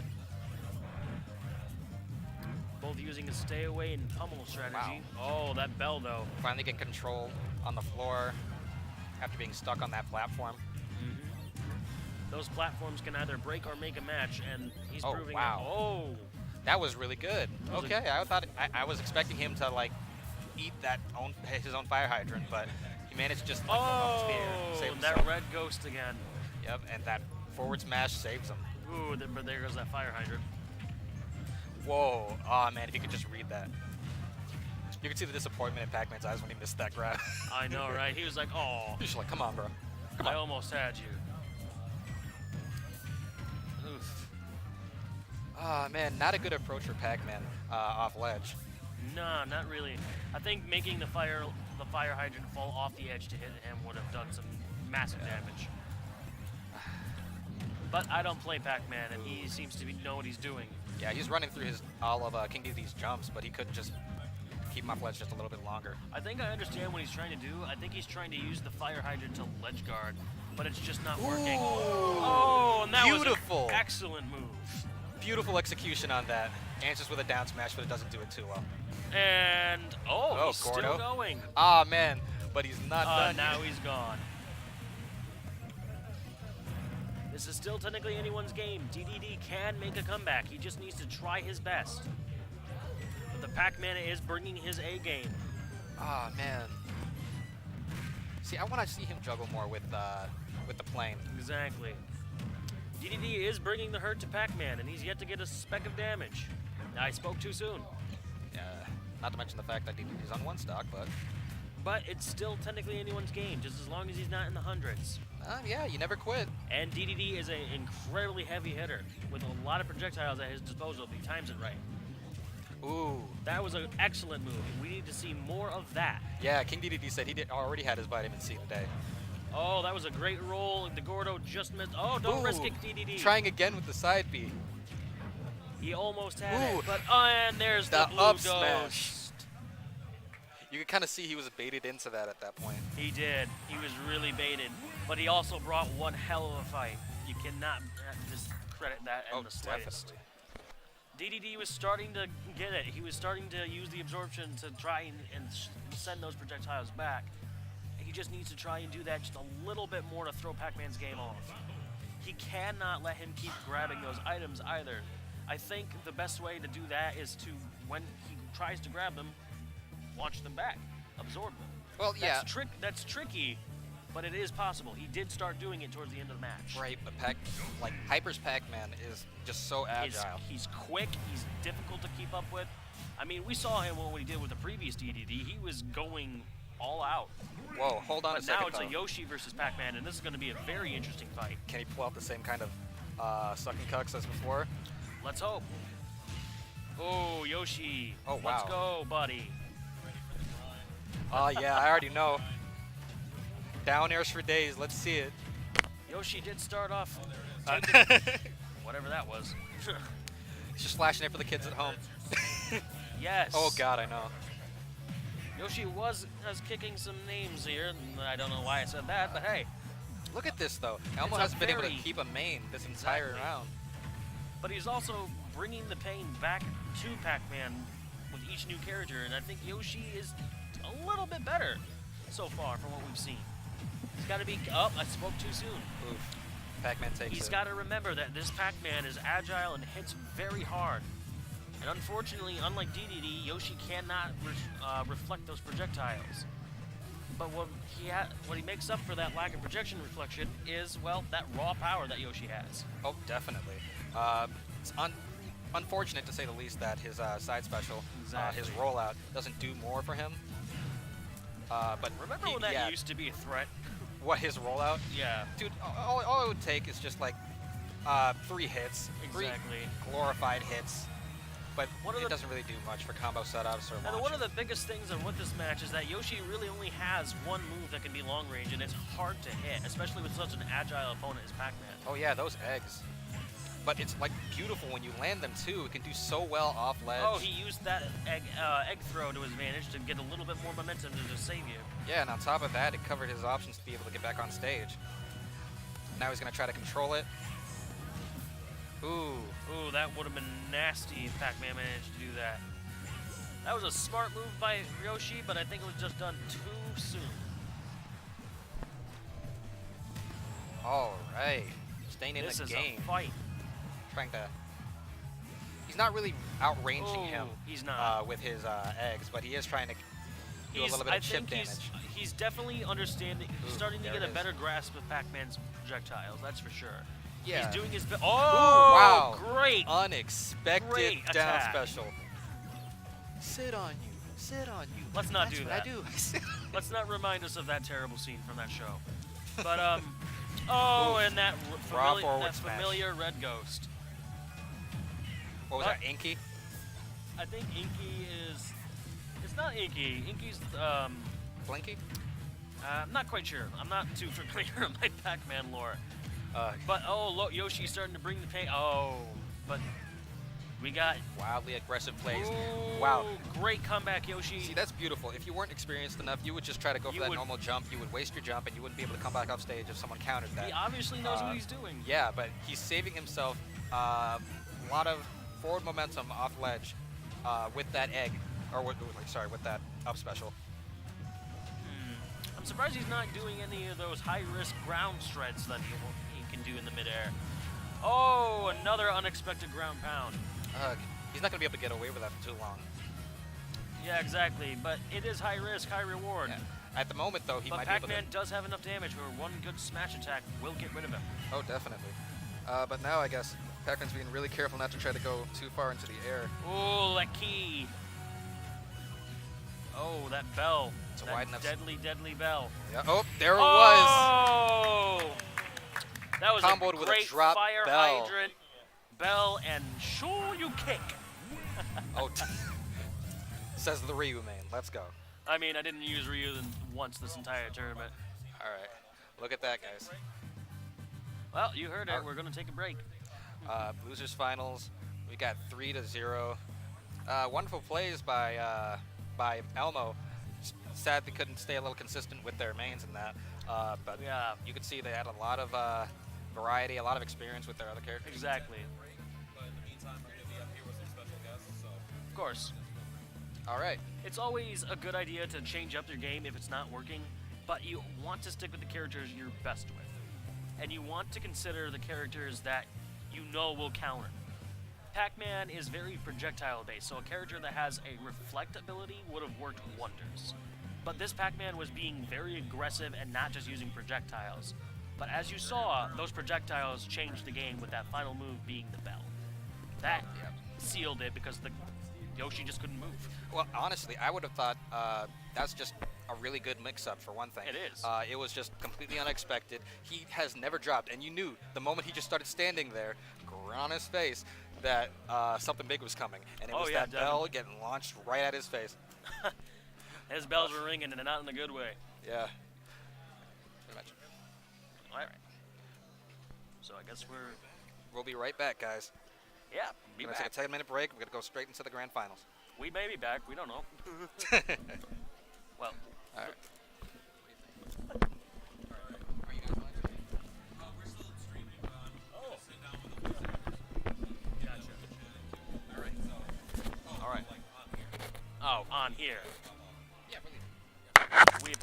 Ow! You just made that grind against the table. Sorry, viewers. Ow.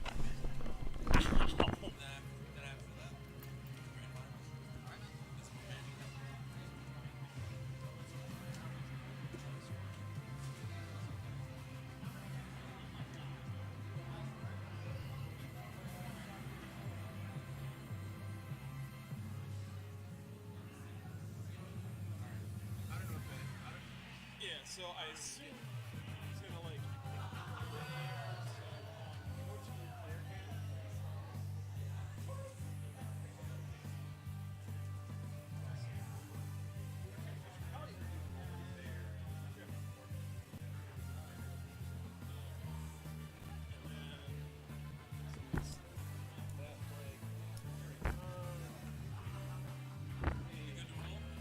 Should be. I want to do it like in front of the AlmaCon.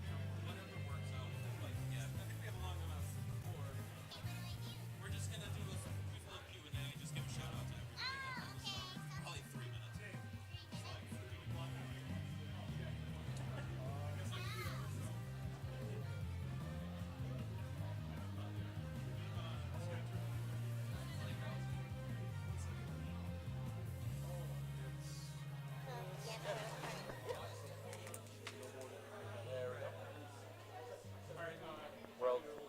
We're all good to go, maybe? Yep, sounds good. All right, it's your boy HD Mex here over at AlmaCon 2019. We're taking a little intermission from before we get to grand finals, but first we have a very special guest with us today, the loveliest voice actress. We got ourselves Sandy Fox, ladies and gentlemen. Hi, everybody! Yay! Saying hello from snowy AlmaCon. Now, you're the voice actress of Hello Kitty, Hello, Kitty. and you also dabble in a couple other characters. What are some of the characters that you love to do? Well, let's see. I just, a lot of Japanese anime, so I'm the voice of Chibiusa in Sailor Moon. As far as video games, Pishi and Yellowheart in Hyper Dimension Neptunia. Nep. Let's see, what else? Betty Boop. Boop-a-da-ba-da-ba-da, boop-be-doop-boop. Yeah, and some of the games you might know me from is Disgaea, Flan in Disgaea, Ash and Morona. I play Morona in Phantom Brave. These are those games that go back to, like, you know, retro days. Oh yeah, old school. Yeah, old school games. Old school's best school. Yeah, and I actually, Ghost in the Shell, I'm the Tachikomas, and even in the new game, Tachikoma's in the Ghost in the Shell game, so yeah. And you're also in Akira, which is one of my personal favorite anime movies. Yes, Kyoko and Akira, yeah. So what do you think about Elma? Because not many people think like, oh, if I'm going to go do a convention, Elma does not come up. Scotland, USA doesn't come up. So what's your opinion about the region? Obviously, it's snowing, but we don't know how that's going to last. But what do you think of the place? I love Alma.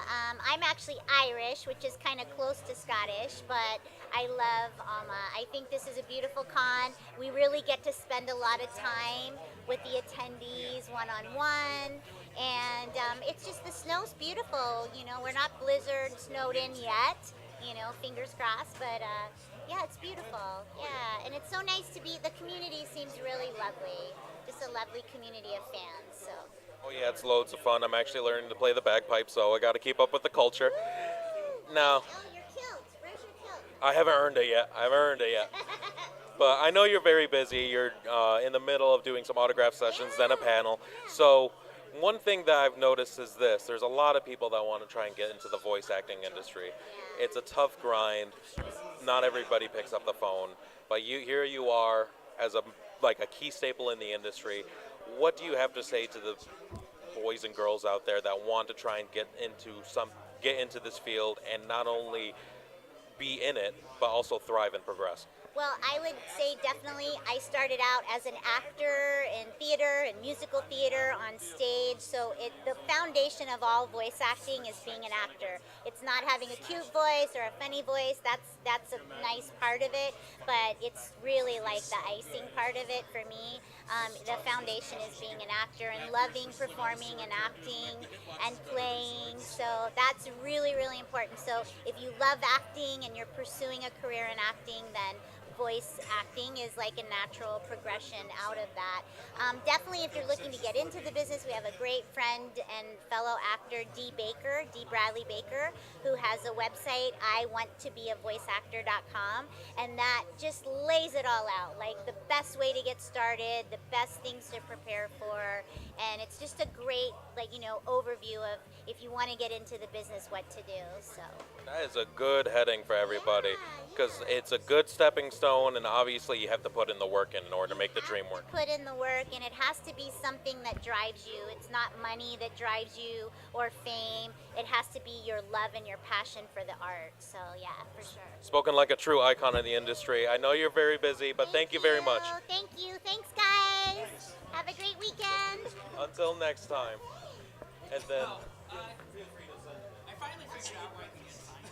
once again, it's your boy, HD Max, live from AlmaCon. I hope you all in chat appreciated a special guest. We're about to progress and get our next one. So from there, then we'll continue to grand final. Should be loads of fun. Get everybody up here. It should be great. So from there, how's everybody doing in chat? Where are you watching from? How are you enjoying your day? We're making sure that everything's all hunky-dory. So from right there, we're going to be just waiting for our next special guest, who, if you were here yesterday, you should be well aware who might be. But should be a nice big surprise. You might know him from a couple of anime, couple comics, couple movies. It's one of those things. So up there he is right here. Right over here, boss. Yep. And then all of a sudden, Mr. Lex comes into play. How are we doing, sir? We're doing very well. How are you? Not too. How's everybody doing? Not too bad. We're here live at Twitch at AlmaCon 2019, and just speak a little about yourself. What type of roles are you into? Just to give a little bit of everybody. Yeah, exactly. Well, let's see. In video games, I'm the voice of Dr. Neo Cortex from the Crash Bandicoot show. I also play Poe Dameron in Battlefront 2, and that's the new one. And in the old one, when it first came out years ago, Battlefront 2, I don't know why they called it the same thing both times, but I was Han Solo in those. If you like to play World of Warcraft, I play Kill Jaden in that one. If you like, if you like Guild Wars, I'm the playable character Char Male from the Char series there. I've been in Titanfall. I play the AI that's in your Titan. It says, your Titan is ready for launch. And all those other things that you get cued on during your play. I've been in Mass Effect. I'm Din Gorlak in Mass Effect 1, 2, and 3. I've been in hundreds of games, so odds are you probably heard Everywhere and anywhere. Everywhere and anywhere. Everywhere and anywhere. Now, we're here live at AlmaCon. Yes. When you think of conventions... Better than being here dead at AlmaCon. Might as well. No. Or undead, whatever. It's a vampire yes, reference. That's right. But other than that, we're here live at Alma. So what is your opinion on the place? Because when you think of conventions or convention settings, Alma's not really the traditional place that you think of, but you're here anyway. So what's your opinion about being here in Michigan? Well, firstly, it's extremely cold. They just went through a cold snap, so there's snow everywhere, and so that's a little uncommon for me because I come from sunny Southern California where it's 80 degrees today. I think it's like 19 degrees right now here. And these guys who are locals are wearing shorts, and I'm like, what are you talking about? I got my North Face jacket on. I'm like going to Everest outside. It's amazing. But it's a great campus. It's like super cute. It's a cool campus. So far, everybody that we've met here, including yourself, is all super friendly, super nice. So it's been a super pleasure to be here also, yeah. All we're doing is just making the dream work. Now, I'll ask you something that I asked Miss Fox just previously. Yeah. For all the voice actors and voice actresses that want to try and get into the industry or at least put their foot in, what is some good advice that you can give for people that want to not only just get into the industry but actually stay in this industry? Because staying relevant, especially in voice acting, is one of those key factors that creates sustainability. Okay, well, firstly, it's voice acting, so make sure you love acting, because if you just have a funny voice, it's not the same. You probably won't succeed if it's just to do it. Also, don't do it just for money, because money comes and goes, and sometimes there's ebb and flow in the career. So there will be times where it's lucrative, and there'll be times where you're just wondering where the next job will come from. Also, be humble and grateful in your average everyday life, and then those things that you're looking to gravitate towards you will. All right. And last question, because I know you're extremely busy, especially with autograph sessions and a soon-to-be panel, apparently. What is your favorite character to voice? Wow, and where does it come, and when you're voicing said character, obviously the voice had to come from somewhere. Where did you draw that influence? Wow, that's a great question. I wish I had known that question 5 minutes ago, because there's so many characters.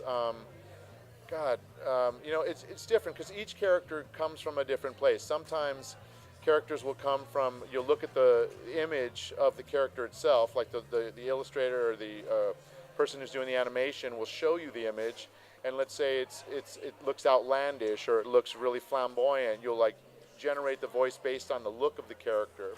Other times, the director will describe the character to you, and based on the description of the character, you might start to get a sense of that character. Other times, you might have a voice in your head that you use as a sample for a character. For example, in the Naruto series, I play a couple of characters. I play Hayate Gecko. He's the proctor for the fights. He calls all the fights. Well, for some reason, when I first saw Hayate, it reminded me, I don't know why, but it reminded me of Charlie Sheen for some reason. So when I started working on the voice, I kind of had a voice like this. I started thinking about Charlie Sheen and how he might sound, if he was talking or doing something. And then they go, well, now the character's actually got an illness. He coughs all the time. So then I thought, well, if Charlie Sheen were sick, how might his voice sound a little different? And then I was like, next up, Naruto. He's coughing. And then I also play Teuchi. He's the ramen shop owner on that show. And so that's kind of where it started. That was the impetus of that actual character for Hayate. And then for Teuchi, the ramen shop guy, when I first saw him, I was like, well, it's got to be vastly different than the other character I do on the show. I played other Jigamo and a few other characters on the show over the arc because it has 11 billion episodes. So they brought me in for a variety of characters on that. But we were trying to come up with a voice that wasn't just an old man's voice, Naruto, have some, he's younger and more vibrant. Yeah, separate myself. So instead of that, I thought, well, what's a voice that's got texture? And again, it was kind of a weird scenario, but in my head, that particular day, I was thinking of on the Muppet Show, Rolf the dog. So Rolf the dog kind of talks like this. He's kind of like this kind of voice. And so I thought, well, having a texture in here might be a good way to start. It sounds sort of old. So it's have some more ramen, Naruto, So if you listen back now, you'll probably be able to associate that a little. If you go, oh, I can kind of hear what he's talking about. There's a little bit of that in there, So those are a couple of things. With Sanosuke from Rurouni Kenshin, that was one of my very early anime characters. They said, we want it to be in your own register, but we want it to have some courage, also be sort of he's this fighter for hire, so he's got this brash sense. So that wasn't exactly my personality. So I started thinking of other characters and other people that I knew who had that in them. And so it kind of took on a cocky attitude. So it was come on, Missy, don't you take my picture, you'll steal my soul. It had this little kind of attitudinal that went with it. And that worked out well because as the character arc developed, he softened up and he became more a character about heart than he was about fighting. and it became more about he cared about the people, and he cared about the people who were being picked on, or the people who were the underdogs, and the people, like nothing got him more upset than when there were like bullies, you know, like bullying was the thing that bothered him the most in the end. And so, you know, I use those motivations to like bring upon characters, you know, and so, you know, that's sort of a cross section of like how characters might happen. Either somebody I know, a voice I'm thinking of that day, something I'm working out with the director at the time. You know, in terms of a favorite character, I've done like 400 different characters in my career. So it's like picking your favorite child, you know, it's like, and I have 400 children, so it's like going, oh, I like this one the best, you know. In terms of my own fandom, in terms of like, I'm a geek in my own way where I have certain things I love a lot. I love the Marvel and DC world a lot. And so for me, when I was asked to play Batman on a few different occasions, and for like Mattel Toys, and for a story arc in Batman Brave and the Bold, also for the DC Batgirl Year One series that's on iTunes, you know, just being chosen for that out of all the actors that auditioned, I was geeking out. Oh, yeah. I was like fully geeking out. Like I hung up the phone. I remember this was actually on twice this happened. Once when I was Batman, and then another time I auditioned with 1,600 actors to be the voice of Han Solo for some video games. It was back at, they had GameCube. It was like still GameCube back then. And there was a game called Rogue Squadron 3, I think, Rogue Squadron 3. And it was like Han Solo's debut in it. And I remember getting the call from my agent, and it was after months of auditioning. They did auditions in Los Angeles, New York, Chicago, and Dallas. And after months of auditions, it came down to 4 people. And my agent told me, it's down to 4. Send me these particular lines, you know, and we recorded these lines. I sent them in. And then it was the call. You got Han. So I was really cool on the phone with my agent. I'm like, oh, man, that's awesome. That's really great. Thank you so much.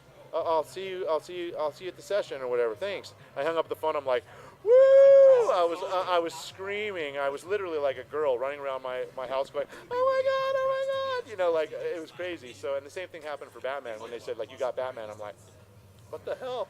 How'd that happen? You know, pinch me, you know. Even when I'm in these sessions, you know, and I'm at like a Justice League or a Legion of Superheroes or whatever, like the Warner Brothers show might be, or Avengers or whatever it is, I'm always pinching myself. I'm always like, how did I end up in here? God, I'm looking at these other voice actors going, these guys are legends. How did I squeeze into this room, you know? You just sit there marinating. Hey, I'm here. I'm Batman. And you're like, I can't believe it. Literally, I swear to you, I literally will pinch myself sometimes in the booth going, I'm dreaming, but I'm still awake, you know? It's like, yeah, so that's kind of the process, and like, it helps to be a geek, you know? I don't have a lot of time to play the games I'm in because having a career in the voice acting industry, especially in Los Angeles, and having a wife and 3 dogs and a cat and other activities that I do, it's like there's not a whole lot of gaming time, you know? If I get free time, it's like I want to lie down and rest, you know? I don't want to concentrate on getting to the next level on something. I want to be like, literally, I just need to rest, you know? So, rest is key. Rest is key. Stay hydrated. Stay hydrated and rest from sleep once in a while. Oh, yeah, for sure. But thank you again for being here. You're that welcome. Means a lot. And You're welcome. once again, we're here live at AlmaCon. It's your boy, Lex. And we're making sure that we keep the dream alive. Thank you again for being here. Thanks, everybody. Yep. And follow me on Instagram. It's @LexLang. I think that's the one I'm going with most. I mean, I'm on Facebook and Twitter and all that. But please, @LexLang on Instagram. I'm trying to build some followers. I'm kind of new to Instagram, and I think I'm going to just like make that my main social activity. So I'll put a lot of cool stuff up, and I'll do all kinds of, you know, posts and things coming up. So I'm trying to build followers. So if you guys can help, get online, go to Instagram, @LexLang.com. That's LEXLANG. And also Sandy Fox. I don't know if she said that too. She's on Instagram too, and as is Richard Epcar. So go check us out. Thanks, guys. Hashtag make the dream happen. There we go. Thank you again. Thank you. All right, we're going to be... All right, folks, we're going to keep this gear dream going. I believe we have time for one more. If not, we'll do it after Grand Finals. No problem. But it's actually been a little bit. We're probably going to get started with Grand Finals, and then we're going to be able to hook up with our final guest of the evening, the great Richard Epcar, a.k.a.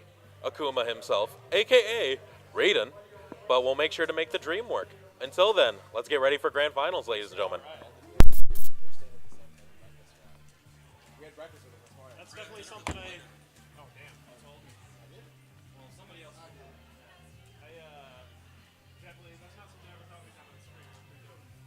Yeah, seriously. The fact that they were willing to do their voices still was just pretty sweet. Yeah, that was like. Voice actors in general are just like super humble and nice from what I hear. And my own experience. Hey, Steve, you want to put this in the. Yeah, make sure that people in picture characters. Oh, which is it? Well, yeah, it'll be fine. Yeah.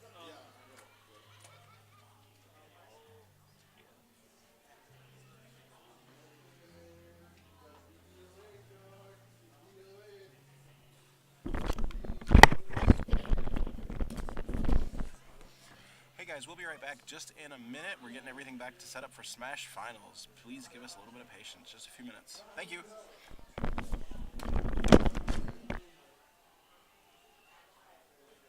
right, let's get going. Going to the grand finals? Yep, this is the grandest of finals. Slippery out? Okay. We'll get this started now. All right, Arc and Hyper Crusher in the grand finals of Super Smash Bros. Ultimate. Let's give it up for them, everybody. Woo!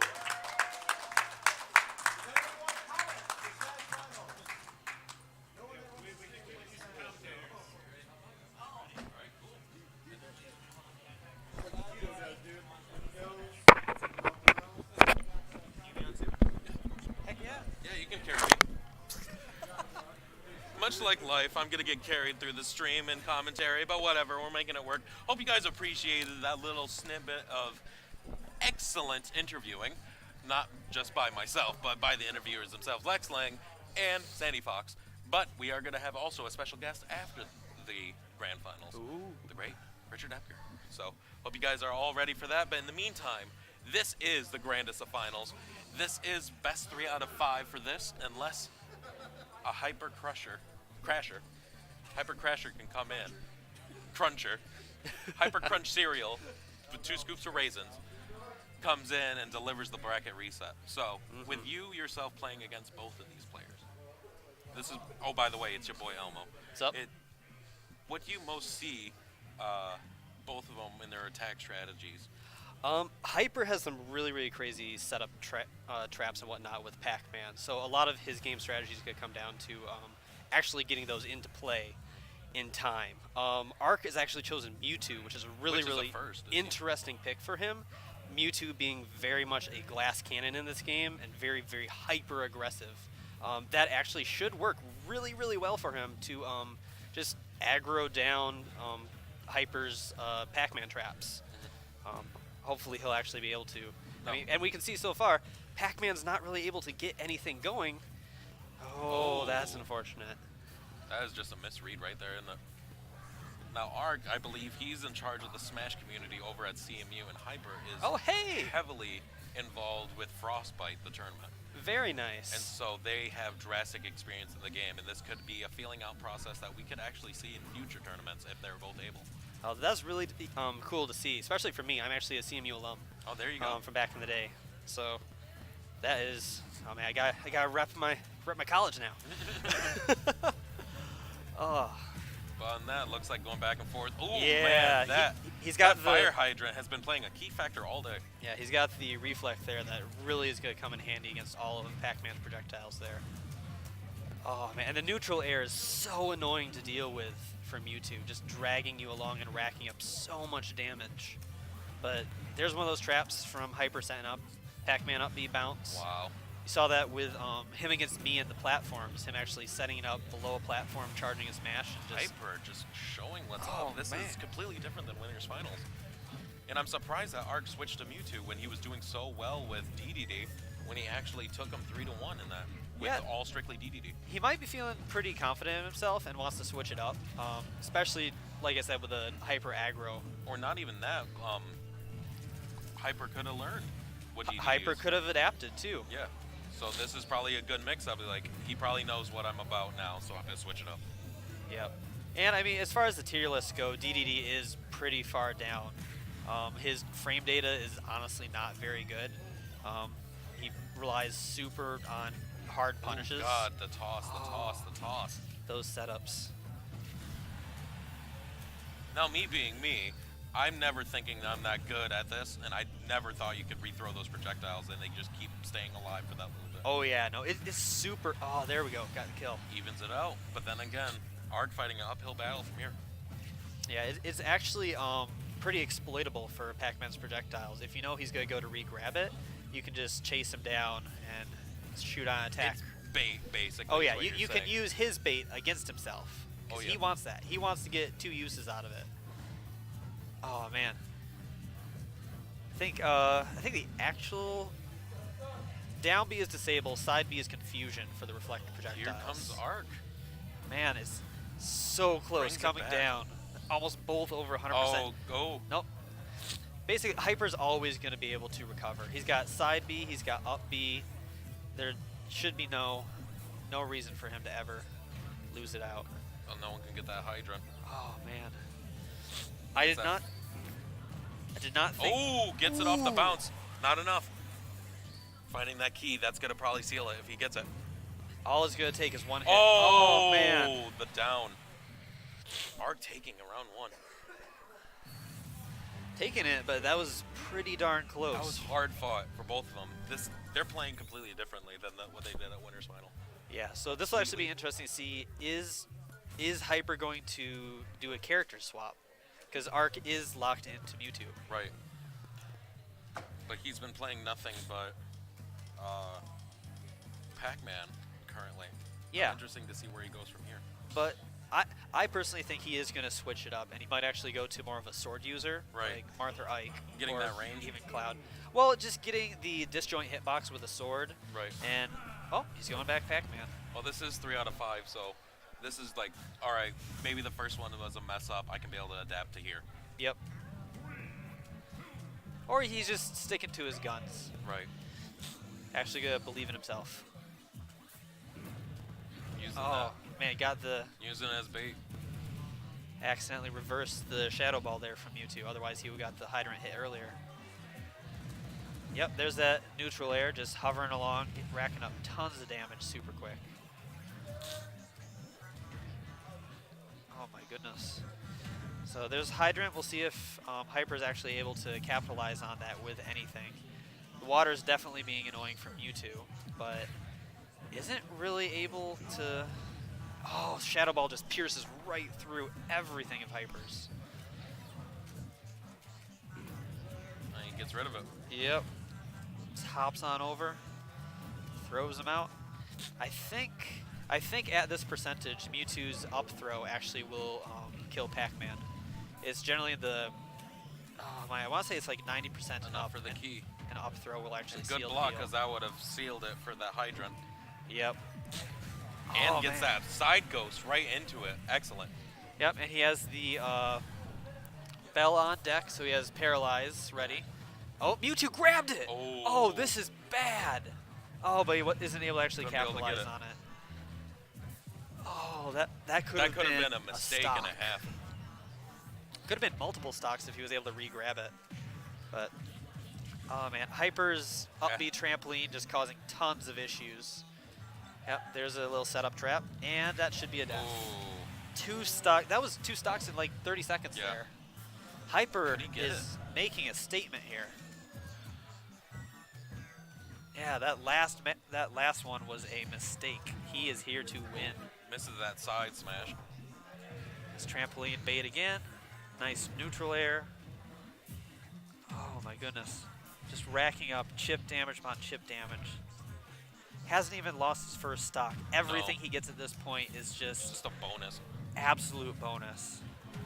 Arc has such a high hill to climb to get back on this. And let's remind ourselves, the winner of this walks out with over $120. There's a start. There's a start to the comeback. How much does like this having money on the line play a factor into this, or is it more of a and he misses the jump? There's definitely a mental game to this. Now, like in your opinion, with this being this high level, what's the key motivator? Is it money, or is it just the hype of being this far and like making it this far and not wanting to drop everything? I mean, Bonnie definitely has. Facing down a tough opponent where literally anything you can do isn't doing anything, definitely that is more nerve-shaking than anything else, especially on a stream in front of so many people. That is just... It takes a different mindset to be able to actually handle that and play at the same level as you would on your own couch. I don't know. Personally, for me, I came here to have fun matches, and I had those, and mixed up with some weird characters. Looks like he's going to switch to Inkling. Okay. So a third character that we aren't aware of. Oh, Lincoln? All Going right. Inkling, wow. That is the third character that Arc's pulled out. So this will be interesting. Inkling actually has a lot of weird dash hitboxes where when Inkling goes into... Oh, man, yeah, the grenade. That grenade just lifted that entire hydrant out of the way. Yeah, but you see when Inkling dashes and actually goes into the ink, she actually has a little bit less of a hitbox visible. Oh, wow. So she can actually dash under stuff. We might actually see that come into play. Oh my god. 0 to death? Oh man, this is a statement. Oh man. Okay, 8%. Man. Hyper is on the board now. The lolly, I swear.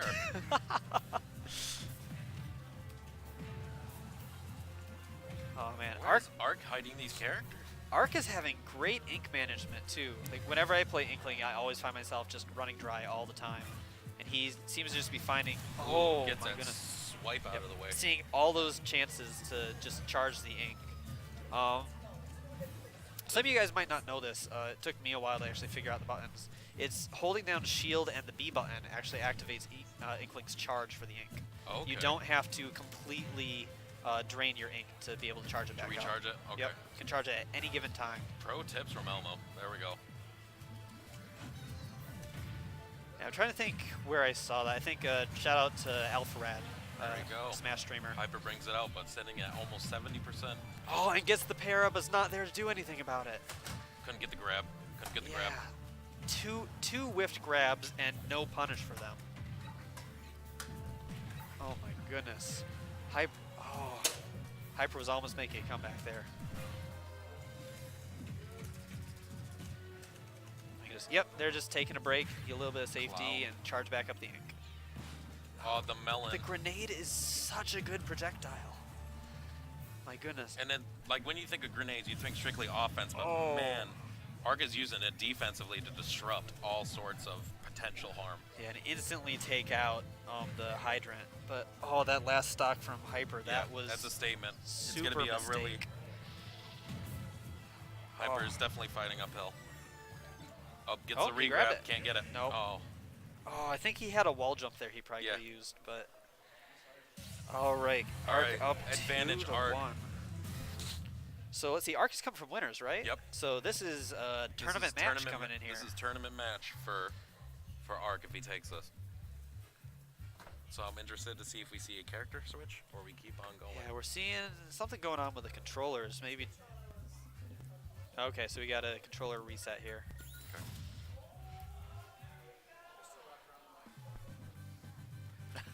Interesting to see where cable go from management here. going on. Now, how much does selecting the stage, if you're at this point, play a factor? It depends completely on the character matchup. Some characters like to capitalize on platforms more. You saw Hyper capitalizing immensely on the trampoline trap underneath the platform to land a free smash attack. Sticking with Pac-Man. All right, sticking to his guns. All right, doing the run back. Different stage this time. Oh. Both of these guys have played absolutely amazing today. So completely. This is going to be an amazing match. I'm appreciative that this is such an excellent showing, especially for AlmaCon's very first FGC event. Yeah, hopefully this goes to a game 5. We would love to see that. Bring up the hype. Oh, Hyper is coming back. My goodness. Yeah, Ultra Instinct. The addition of these two platforms seems to be doing something for him. Because, oh my goodness, he's just pressing. Oh, there we go. Well, all right. So Arc is making up the damage. Arc has made up the damage now. And Pac-Man also has a bunch of ink on him. Another thing for Inkling is if you get the ink, you take extra damage for all of her moves. Something that might not kill you actually will completely destroy you. Completely stacked. Yeah, if you're actually covered in ink. I think it's up to like 50% extra damage if you're fully covered. Oh, my out goes goodness. Hyper. But then at 112%, so anything can happen. Anything can happen. Anything can happen. 2 hits away from just being knocked out and evening up the game. We have a surprise guest appearance behind us. Ooh. We'll make sure to talk with him in a little bit. But I these do are enjoy surprise guests. These are the grand finals. Yeah, we saw Art get a ink roller grounding there, but wasn't able to actually capitalize on it. Get the regrab and charge. Oh my goodness. It's in 160%. Yep, we got a hydrant on field, close. instantly out. Yeah, Hyper hasn't really been setting up too much traps. Oh my goodness. Ink combo just absolutely destroyed the Oh, there we go. trampoline. Now we're looking more even. All right. Hyper just playing it. So back into neutral, back to stage recovery. Voids the Pac-Man's grenade. back and gaining back control. These platforms, I think, are playing the key factor. That in was an regards to this. amazing dodge from Hyper there, missing the down smash. Oh my goodness. This is neck and neck, exactly what we want We would to see. expect. Oh man. We've gotten a lot of surprise killers in this bracket. And I'm very happy and surprised about that because both of these people have earned their spot, especially here. So I expect nothing less from these two people. Oh yeah, there can be no doubt that both of these were meant to be in grand finals. And the fact that this is a run back as well. Oh man, he got the grab, he got the instant trampoline escape, couldn't be and able to he get it. still gets out. But sitting at 94% can easily be turned around. Oh, Getting and that there side it is. All right, got the roll behind. Sitting at 1 stock each, completely even. Oh man, that is such a. This is a hell of a match. Everyone does that. Get right up in the face of your opponent, roll behind them. Easy to capitalize on. Oh my gosh, neck and neck. They were both 52 for a second there. So Hyper has a hydrant up. That definitely can help him a bit here, but Hyper not needs to if pull it out, or he else this is just it. gets taken out. Got the whiff, the punish. This could be it. He needs to be careful not running in for Good use one of those those forward cherries. smash. Oh, couldn't miss it. Good block. All right, we'll see. Art See if he can makes stay it alive. back. And he misses out on it, still alive. Oh my goodness. Did he get Hydrant it? is Nope, out. miss. And the roller's in. How about those instantly apples? capped. Nope. Got the bell ringer all that right. could do it. Bell on deck. Oh! Yep, that's what I was talking about. You can capitalize on Pac-Man wanting to re-grab his own item there. It's that bait. Good dodge. Oh! Fantastic. Going to game 5. Oh. So still got game match, but we might have a bracket reset. All right, we're going to see if Ark is actually going to switch up characters again. Hyper's been sticking to his Pac-Man and seems to have figured out Ark. And also got them hoes calling on that phone. All right, let's see. Looks like we're going for some control switches here. Okay.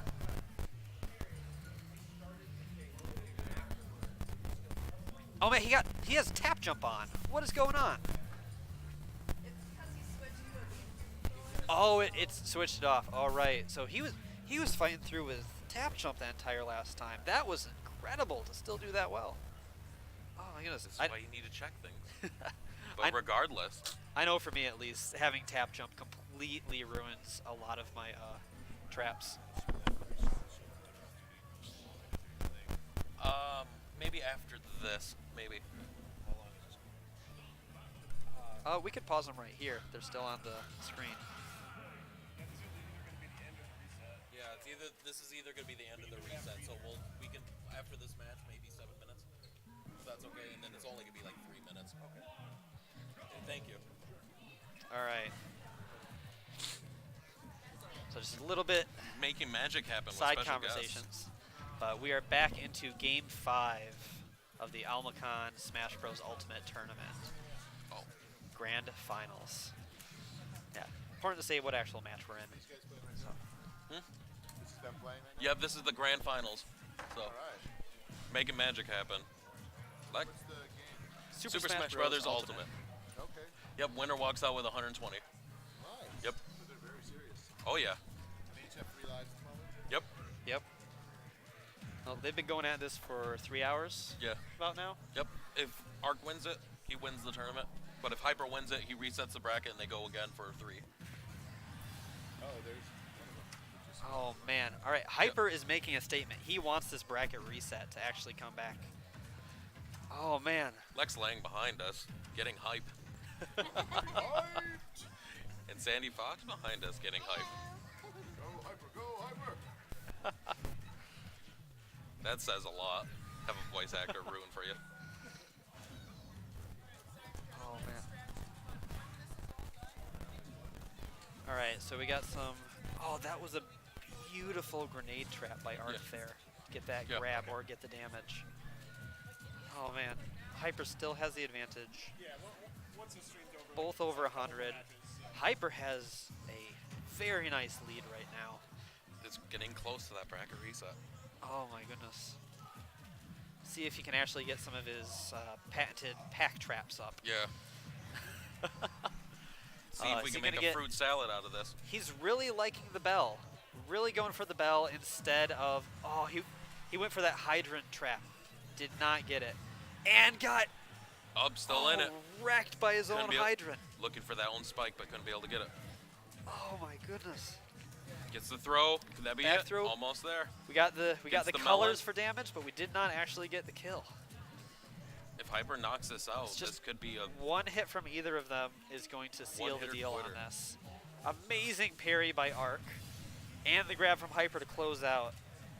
This bracket reset is looking very doable for Hyper right now. Arc has a ton to do.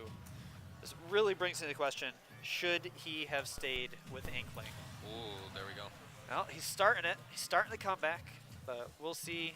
See how far we can take it. See if he can get another 30% with one stock, but still with a one stock lead. Yeah. Now especially this a fresh stock.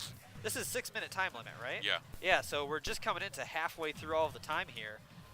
That is a lot more time. Hyper can just play super defensively, set traps all day. And that throw just was wreck. completely nullified. There it is. There it is. There's the bracket reset. Amazing. All right, but we want to take a little pause here. Yeah, we're going to take a little pause in the action, probably about 5 minutes, and then we're going to get going with the bracket reset. All right, see you guys in a few, but we got some surprise guests coming up onto the screen.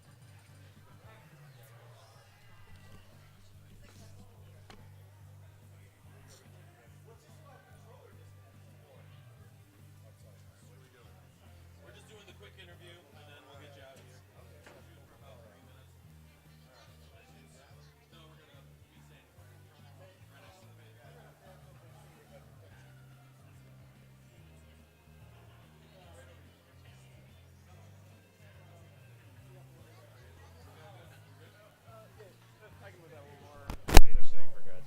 That is a reference and a half. Once again, it's your boy HC Max here, live at AlmaCon 2019 with our final special guest of the evening. You might know him from little games known as Street Fighter V, maybe Mortal Kombat 11, you know, the indie hits as we would like to call. But once, and Tekken 7. But once, Injustice. The who's who of fighting games. And Kingdom Hearts 3, let's not forget it just came out. Oh yeah. I'm Ansem in Kingdom Hearts. Taking the world by storm, ladies and gentlemen. Richard Epker, ladies. Hi, how are you? Not too bad, but... Not to be confused with Abe Schlotnick. Yes. You know him and you love him. You can't live without him. Now, we just went through a couple of folks in your roster. What other characters do you voice? And let's give a little play-by-play of what you like. Well, I've done over 600 characters, so I'm not going to name them all right, right so now. the first one. First, I couldn't even remember them all. So, well, some of the bigger ones are Bato and Ghost in the Shell, Joseph Joestar in JoJo's Bizarre Adventure. Love it. Jigen in Lupin the Third. Raiden in Mortal Kombat, as you mentioned, and Akuma in Street Fighter V, and there's so many of them. It's hard to remember them all. I know I'm forgetting at least 598. About 500. So, but yes. It seems like you expand your range in all sorts of characters. Yes. A lot of brutes, a lot of older men, but also a lot of varying characters. A lot of varying characters. Villains. Heroes, villains. No dentists. I don't play any dentists. Not yet, at least. No. Now, how is, like, do you find difficulty trying to stir up that range of characters? One of the questions I asked Lex a little bit while ago is finding that influence, finding that drive of when you see a character on that sheet, oh, this is what I'm inspiring this voice by. Like, what is your process for determining what this character should sound like? Well, I'm a very visceral kind of an actor, and if I can go in, you know, a lot of people don't realize this, but we don't see the scripts for the games or for the anime until we're in the booth. If you do an original animation, they'll send you the script, but these other things, you basically don't see it until you show up. So if I can see a picture of the character, it helps me tremendously. And then I can conjure up something in my mind, and I can come up with a character. I always look at the picture and I think to myself, what does that character sound like? So I try to create a voice that is going to look like it's going to come out of that character's mouth, believably. And now, with that being said, especially with anime dubs and video game dubbing, you have not necessarily that standard, but you have that Japanese voice actor not only to compare yourself with, but also to learn from. Getting a character like Joseph Joestar with the whole, oh my god, like, what is your process in order to not only use that as an influence, but use that as making, like, as an homage or like an impacting part of your performance? Well, you know, a lot of it depends on the director, and a lot of it depends on the clients and that sort of thing, and how close they want you to sound like the original and that sort of thing. Honestly, I don't really care about the original. I mean, you certainly hear it, but I try to come at it from an organic place, and I try to create the character so that it's believable, and I don't want to just go in there and try to ape somebody else's performance. That's not acting to me. That's just being a mimic. Right. And I would prefer not to do that, you know. And with yourself being a mainstay and, dare I say, icon of the industry, you could say that. I would be more than welcome to.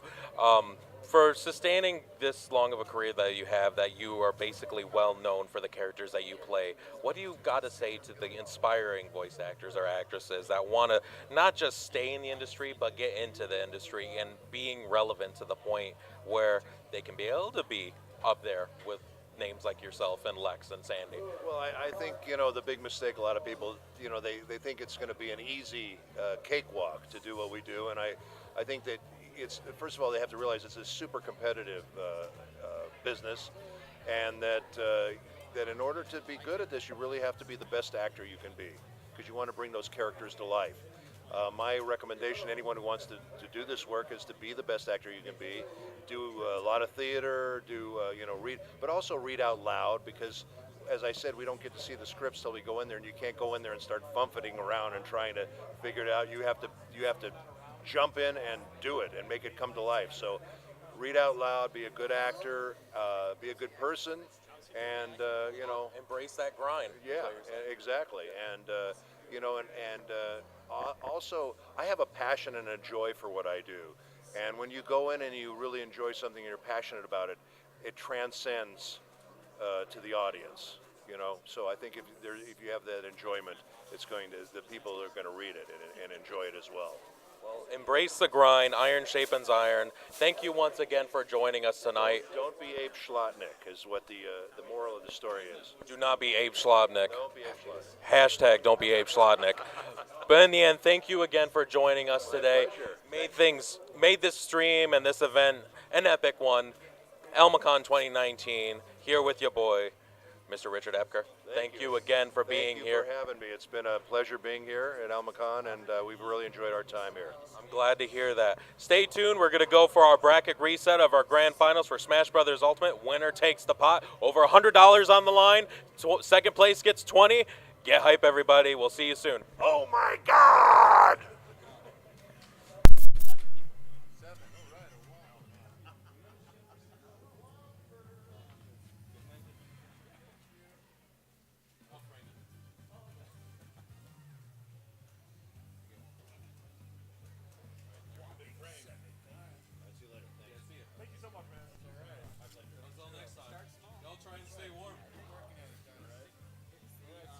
See you next time on the new Price is Right. Breakfast problem.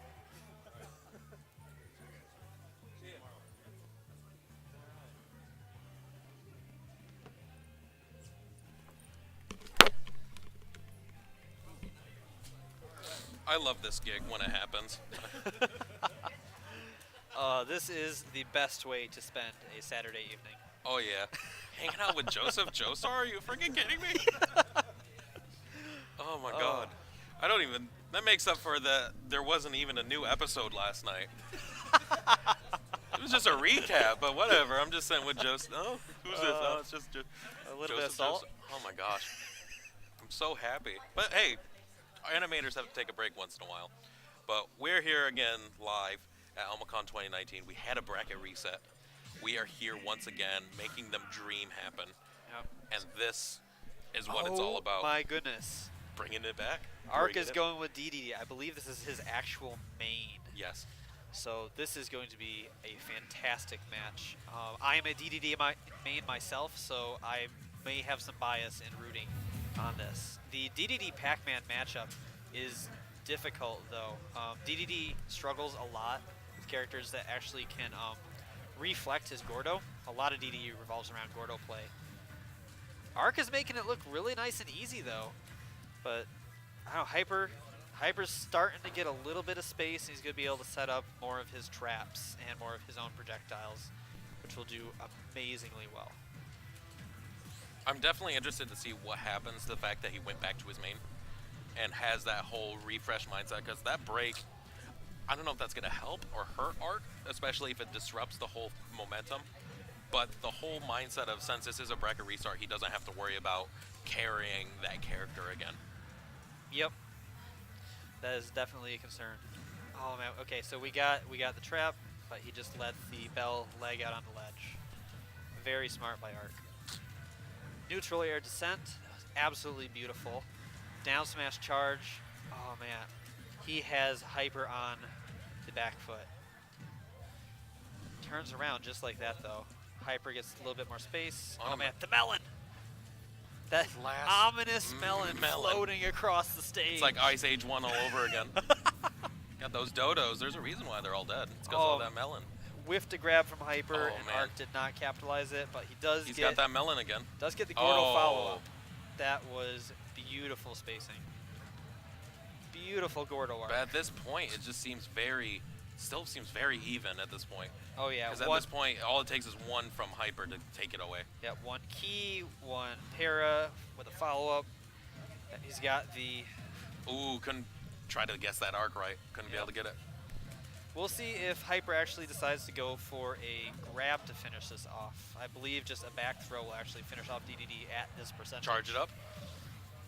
That trampoline. That's going what for saves the key. Oh man, Hyper is getting very impatient with these keys. Setting up that trampoline for that bounce. That was a nice And he trap narrows there. it down. Yeah, I think if Hyper actually would just be a little bit more patient with racking on the data. That could have messed up a lot of things. Very nice fade back. Did not get the re-grab on the Galaga ship. Is that Galaga or Galaxia? Galaga. That's Galaga, Well, alright. it depends. Right. Some sort of retro Namco. Yeah. It depends on the region, I guess. I think that's how it officially is. Huh. That's confused. That's like a Final Fantasy 1, Final Fantasy 3 situation going on. Oh, yeah. Well, remember, Final Fantasy was only supposed to be a one-and-done deal. Yeah. Then it kept on going. And then the final kept being more final. And now we have a boy band. Oh, yeah. Rip. Rip to that boy band. Poor DLCs. Oh, yep. Got to capitalize on that whiffed grab. Mm-hmm. Great spacing follow-up by Arc. Man, Arc is... Hyper being down that stock is definitely going to hurt him in this. Yeah, but he's only 20%, and he's starting to rack up the percentage. I mean, DDD definitely loves being at higher percentages. Gets the rage factor going with him so he can kill faster, and he slips out of any of those tiny little combos that Pac-Man loves to set up on people. Just the constant forward air chain, just, hate getting into that with Pac-Man. There's so much tech in this that you never realize, especially with the higher percentage definitely hurts things and helps you. Like especially, what is it, DDD and Lucario, the higher percentage you are, the more powerful you are. Well, no, it's actually every character. Oh, okay. Every single character in Smash, this is a change from 4 to Ultimate. Okay. Every single character in Smash Bros. Ultimate gets a rage factor. Lucario gets an additional rage factor just based on his aura. Oh man, Hyper has tied it back up as But sitting at 95% now, 11. super high. Yeah, no, it's something. That was really close there.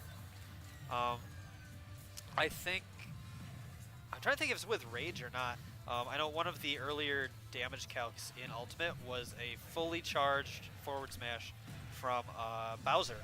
Okay. Versus Crom. Oh, that was beautiful. And Arc takes the first of the bracket reset. Right, showing why he was in winners finals. I love this. I love the fact this is happening. Corrin 2 it was, yeah. Fully charged forward smash from Bowser versus Corrin with a counter from Corrin kills Bowser at 0%.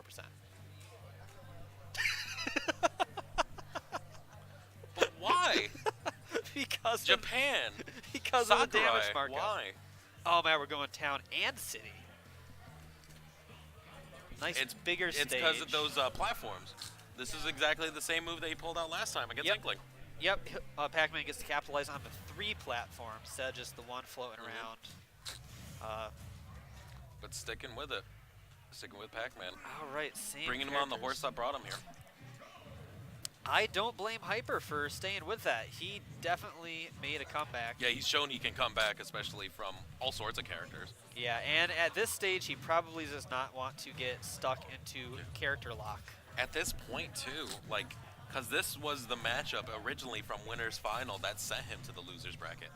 So, having this right from the jump. Goodness. Right from the jump. Using the Gordo to set up a nice wall above, charging the down smash, and just destroying That's the key. Pac-Man. Right. That key does so much damage. Was a really good timing from Arc on the roll up there to avoid both the key. Oh, and he get-ups attack right in the grab. And parries.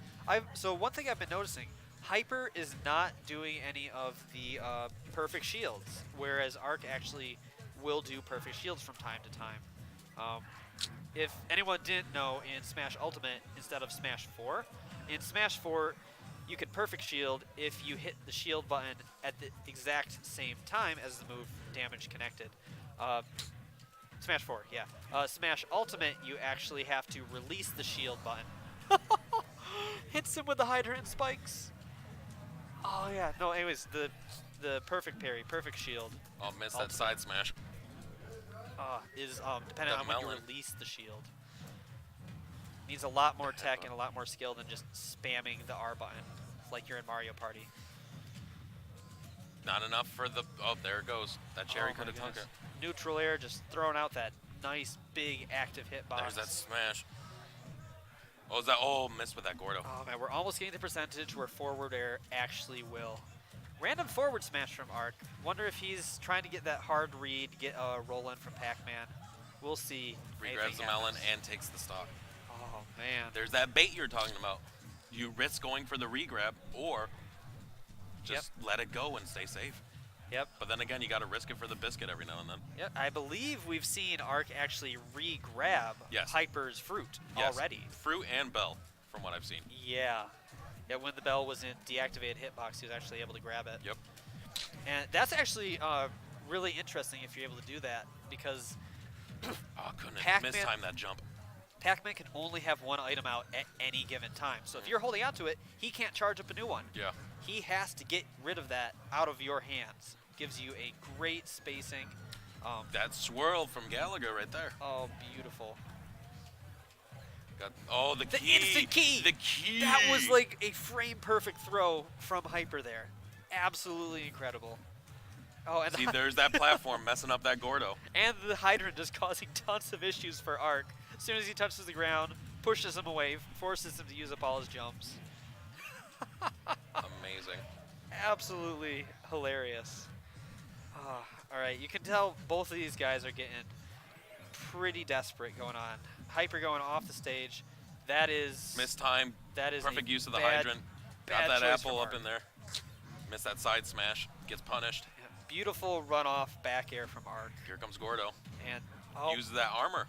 Nope. Or not armor, just those invincibility frames. Yeah, reads the roll, gets a get-up attack in the face instead. The last bad melon for Arc. gets the Galaga. Couldn't be able to get it off the swoop. Not get the regrab. Oh my goodness. Gordo after Gordo after Gordo. It's in at over 100%. Anything that can. Both Anything of can finish them it. have rage going on. Both of their attacks are going to be super strong. Slow melon. Oh my goodness, that's All like right, it's gone, so he's going to probably fish for another fruit. It's like the Silent Hill melon just floating through. Oh, yeah. There used to be a hole here. It's gone now. Oh, uses it. Gets the Beautiful. regrab. Gets the regrab. Oh, how many regrabs on that Oh! melon? Almost got like the third or 4, fourth yeah. regrab there. Oh, misses up with that hydrant, but good read by knocking that away. Yep. Did not think. Got the bell ringer. Oh, misses up with the Gordo, trying to get the timing going. You Did know, he regrab it? Oh, gets the he side walks smash! in! Oh, my goodness. Oh, Arc tried to do a forward tilt there, I think, and DD's hand just inched into the ghost. This is grand finals. This is grand finals. Oh. Hyper Crasher. Hyper Crasher nut Cheerios, I swear. But Arc. And we'll see where they're going to go. If they're going to decide to go to a stage with a little bit larger blast zone, or nothing with any platforms? Yeah, No, I think sticking with the 2. got classic Pokemon Stadium. I believe Pokemon Stadium is one of the more neutral stages in Ultimate. Sticking with Pac-Man, Which that's is completely understandable. Completely different from Melee. What's Melee again? GameCube. Oh, okay. Yeah, Wave That was Dash. before Eunice then, okay. Yeah. I have to do it for the culture. It's alright, I have core values. Or no, I don't. No. Well, but many questions. Anyways, oh, the bell that's is the bell ringer. out. Couldn't be able to get it. Does not get to capitalize, but does get a little bit of damage from the bell. Oh, yeah. Quick and easy up to 20%. Back with that Gordo. Back with that Gordo. Oh, you like and them apples? Inhale. Oh, man. Arc, Goodwill Hunting. Oh, man. Arc just eats that melon, shoots it right back at Hyper's face. That's the beauty of the sucking cuck. Oh, misses with the grab and gets punished for it. Could have hit him way harder with that buck. Yeah, so this keeps happening for Hyper a lot. Gets the regrab for this. Ooh, gets the double with the sunflower. Hyper loves to grab you when you fall down right in front of him with his shield up. And Arc seems to have realized that a little bit and is actually doing some dodges in order to bait out the grab and punish. Like Misses right out with now, that key. at 78%, this is just around the time that we might actually see down smash killing from King DDD. Hyper Still holding on to the. Oh, thrown away. Yep. Setting up some traps, not getting able to capitalize by Hyper. He still got it. Got the key. That's an instant kill. Hyper is doing a great out. job of keeping his own space. Yes. Oh, gets the ups.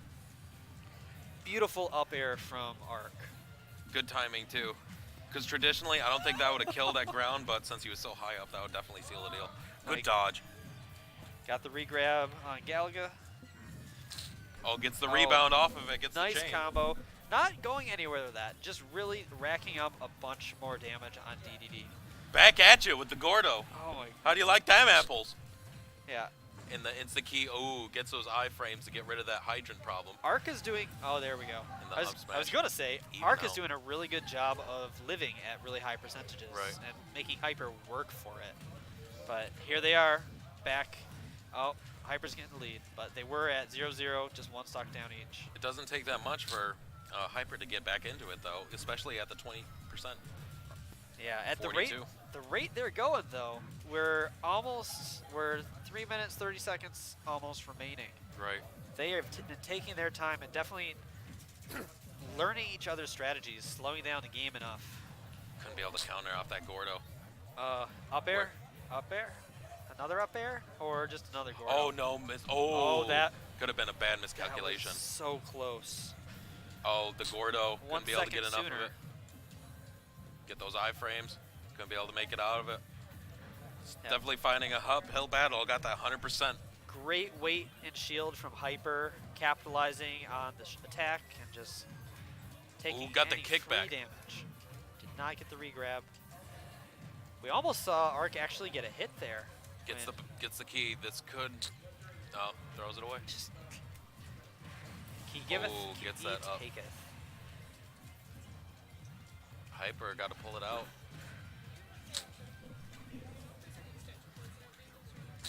No. All right. right, Hyper trying to make a little comeback here. Oh, no punish on that grab whiff. Beautiful back airs from Arc coming through. Man, any percentage Arc is getting at this point is just icing on the cake. 59%. Oh man, another whiff grab from Hyper. I think he's getting desperate. Yep, he went for the up throw there, or up smash. The sound of those clicks in the Oh, there it background is. shows where it is. There we go. Arc is up 2-1. Tournament point. Yep. Match point situation. Tournament point. Again. Tournament again. Point. Yeah, no. This is grand finals. All right, we're going to see if Hyper can reach inside himself and pull out another 2 matches like he did before the bracket reset. Smashville. Have we gotten to Smashville? No, we went Town and City first. Gotcha. Yeah, yep. So we haven't done it in the bracket reset yet. Cool. All right, going back to the same. Yep. This will be interesting. We'll see what exactly Hyper thinks he has advantage with on Smashville. If that one floating platform is going to do good. Oh my, 50% already? Oh, this is not looking Not good a good start. Not looking good for Hyper. That is such a hard read Down to smash? get for that counter to Gordo. Like, because you can knock him away. It's just you have to be perfect with the timing. Yep, have to throw out enough of active hitbox and not have enough of your own body hitbox in your move hitbox. Gets the down, misses it. Yep. Gets that blow away. Yeah, that's why. Gets that stutter. Oh gosh. Oh. Arc is playing to go. Misses Oh, the side. If he just would have held that forward smash, he would have had that. Oh. Yep. Got the grab and This throw could do away. it. Oh, he was going for some disrespect there. Yeah. But gets That Gordo charge to the cannon. face. See if he can actually close this one off. Oh, that Gordo's still active. Another grab whiff from Hyper there. Oh, misses it again. Gets punished Another because grab of it. whiff. That might be it. Nope, bringing it back. That is Arc. 160. Arc is getting so much mileage out of all. Oh, and that Gordo. No, yep, he's out. Oh my goodness. Hyper needs to stop grabbing. Okay, he got a Maybe grab. not. Yeah. Oh, good counter. That was using that beautiful. Beautiful chip Key on damage. deck.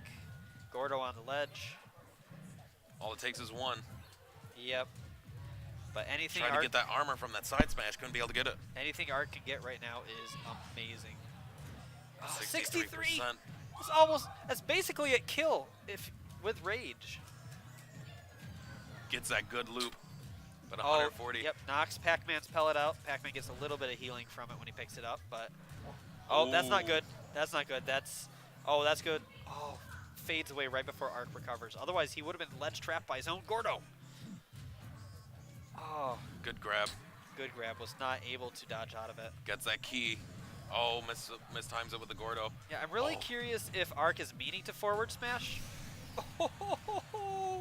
This is tournament stock for Hyper now. Oh, yeah, I keep feeling like rough. Arc wants to actually be doing forward tilts, not forward smashes. Oh, almost a. Seems to be working from thus far, though. That was a 177%. beautiful inhale from Arc. Living at 186. Is able Misses to take. with that bell, gets a re-grab, misses with it again. Misses with the re-grab again. There's that forward tilt. Yep. 60%. Oh, this is not good for Arc. 75%. Oh, almost got the forward smash trap on him, but 104. There's This going to could be be the it. game. That's going to be it. 2 and a 3, and that's Oh. death Oh. by fall. Great game. To both of our Excellent, players. excellent game. Pulled it out. Oh, amazing. Your champion, showing Arc. by Arc. But hell of a showing by Hyper Crasher. All right, I'm going to give him some props. All right. Alrighty. Well, thank you for having me on the stream. This Yes, was thank you for fantastic. being here, Elmo. It means a lot. I know you're a mainstay for coming down to the first Combo Con and just showing your love in whatever way you can. It means a lot, and thank you for commentating. It means a lot. Not a problem. If I can ever do it again, I would love to. Stay tuned, everybody. All right, now we're going to give mad props and get this Hand show out on the road. prizes. Yeah.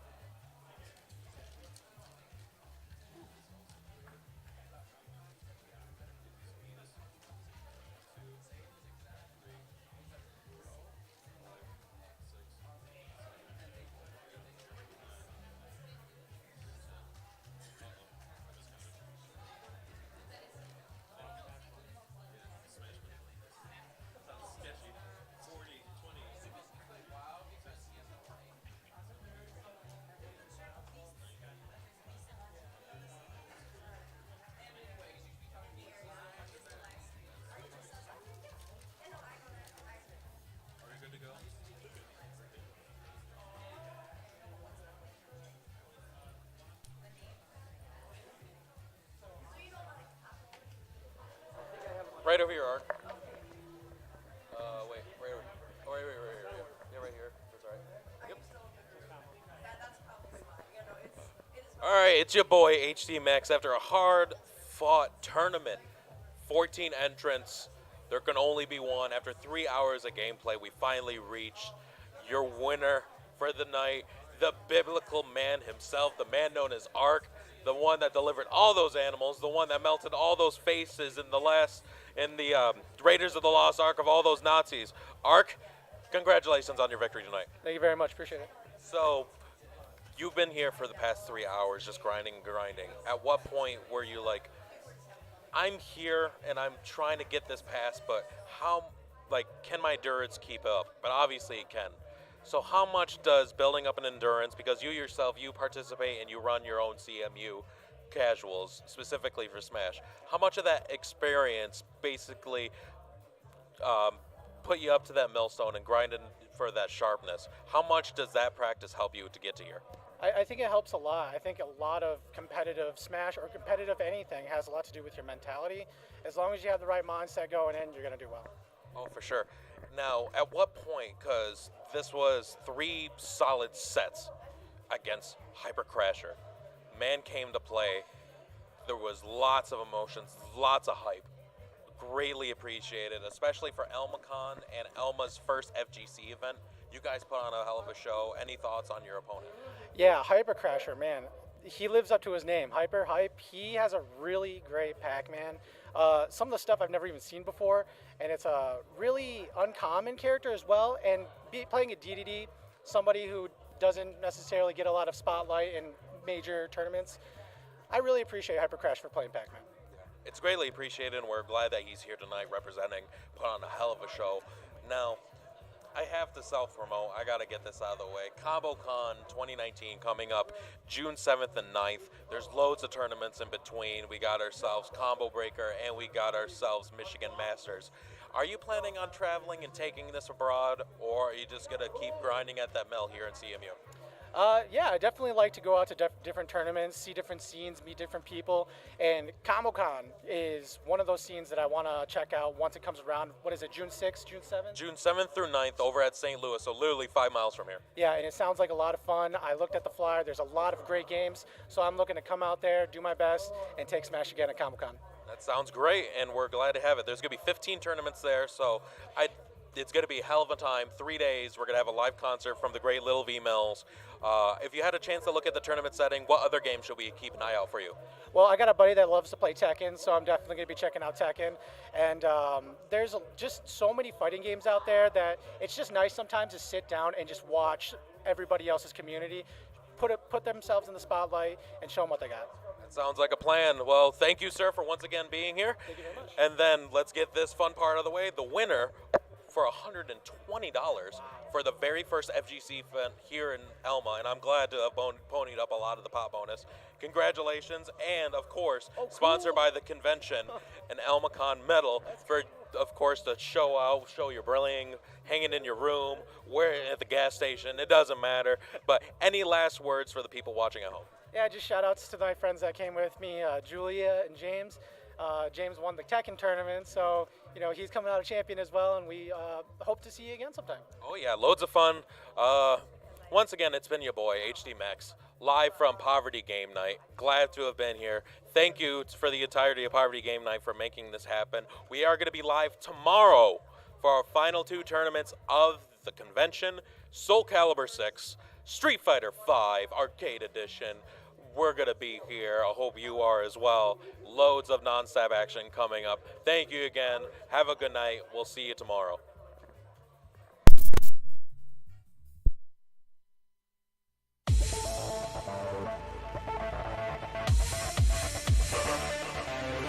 Welcome to the world of Street Fighter 3. Prepare for battle.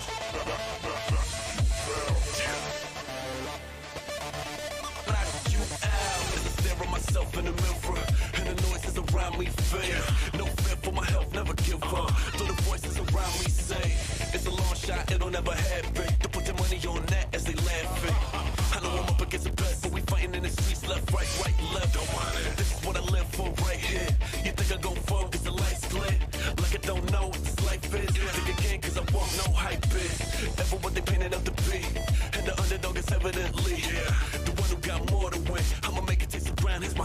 can.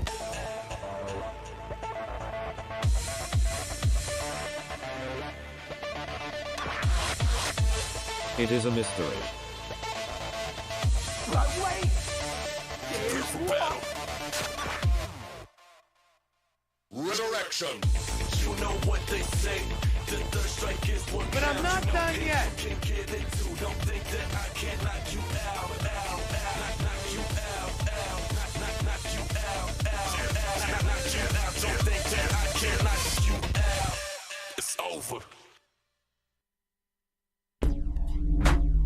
We await your return, warrior.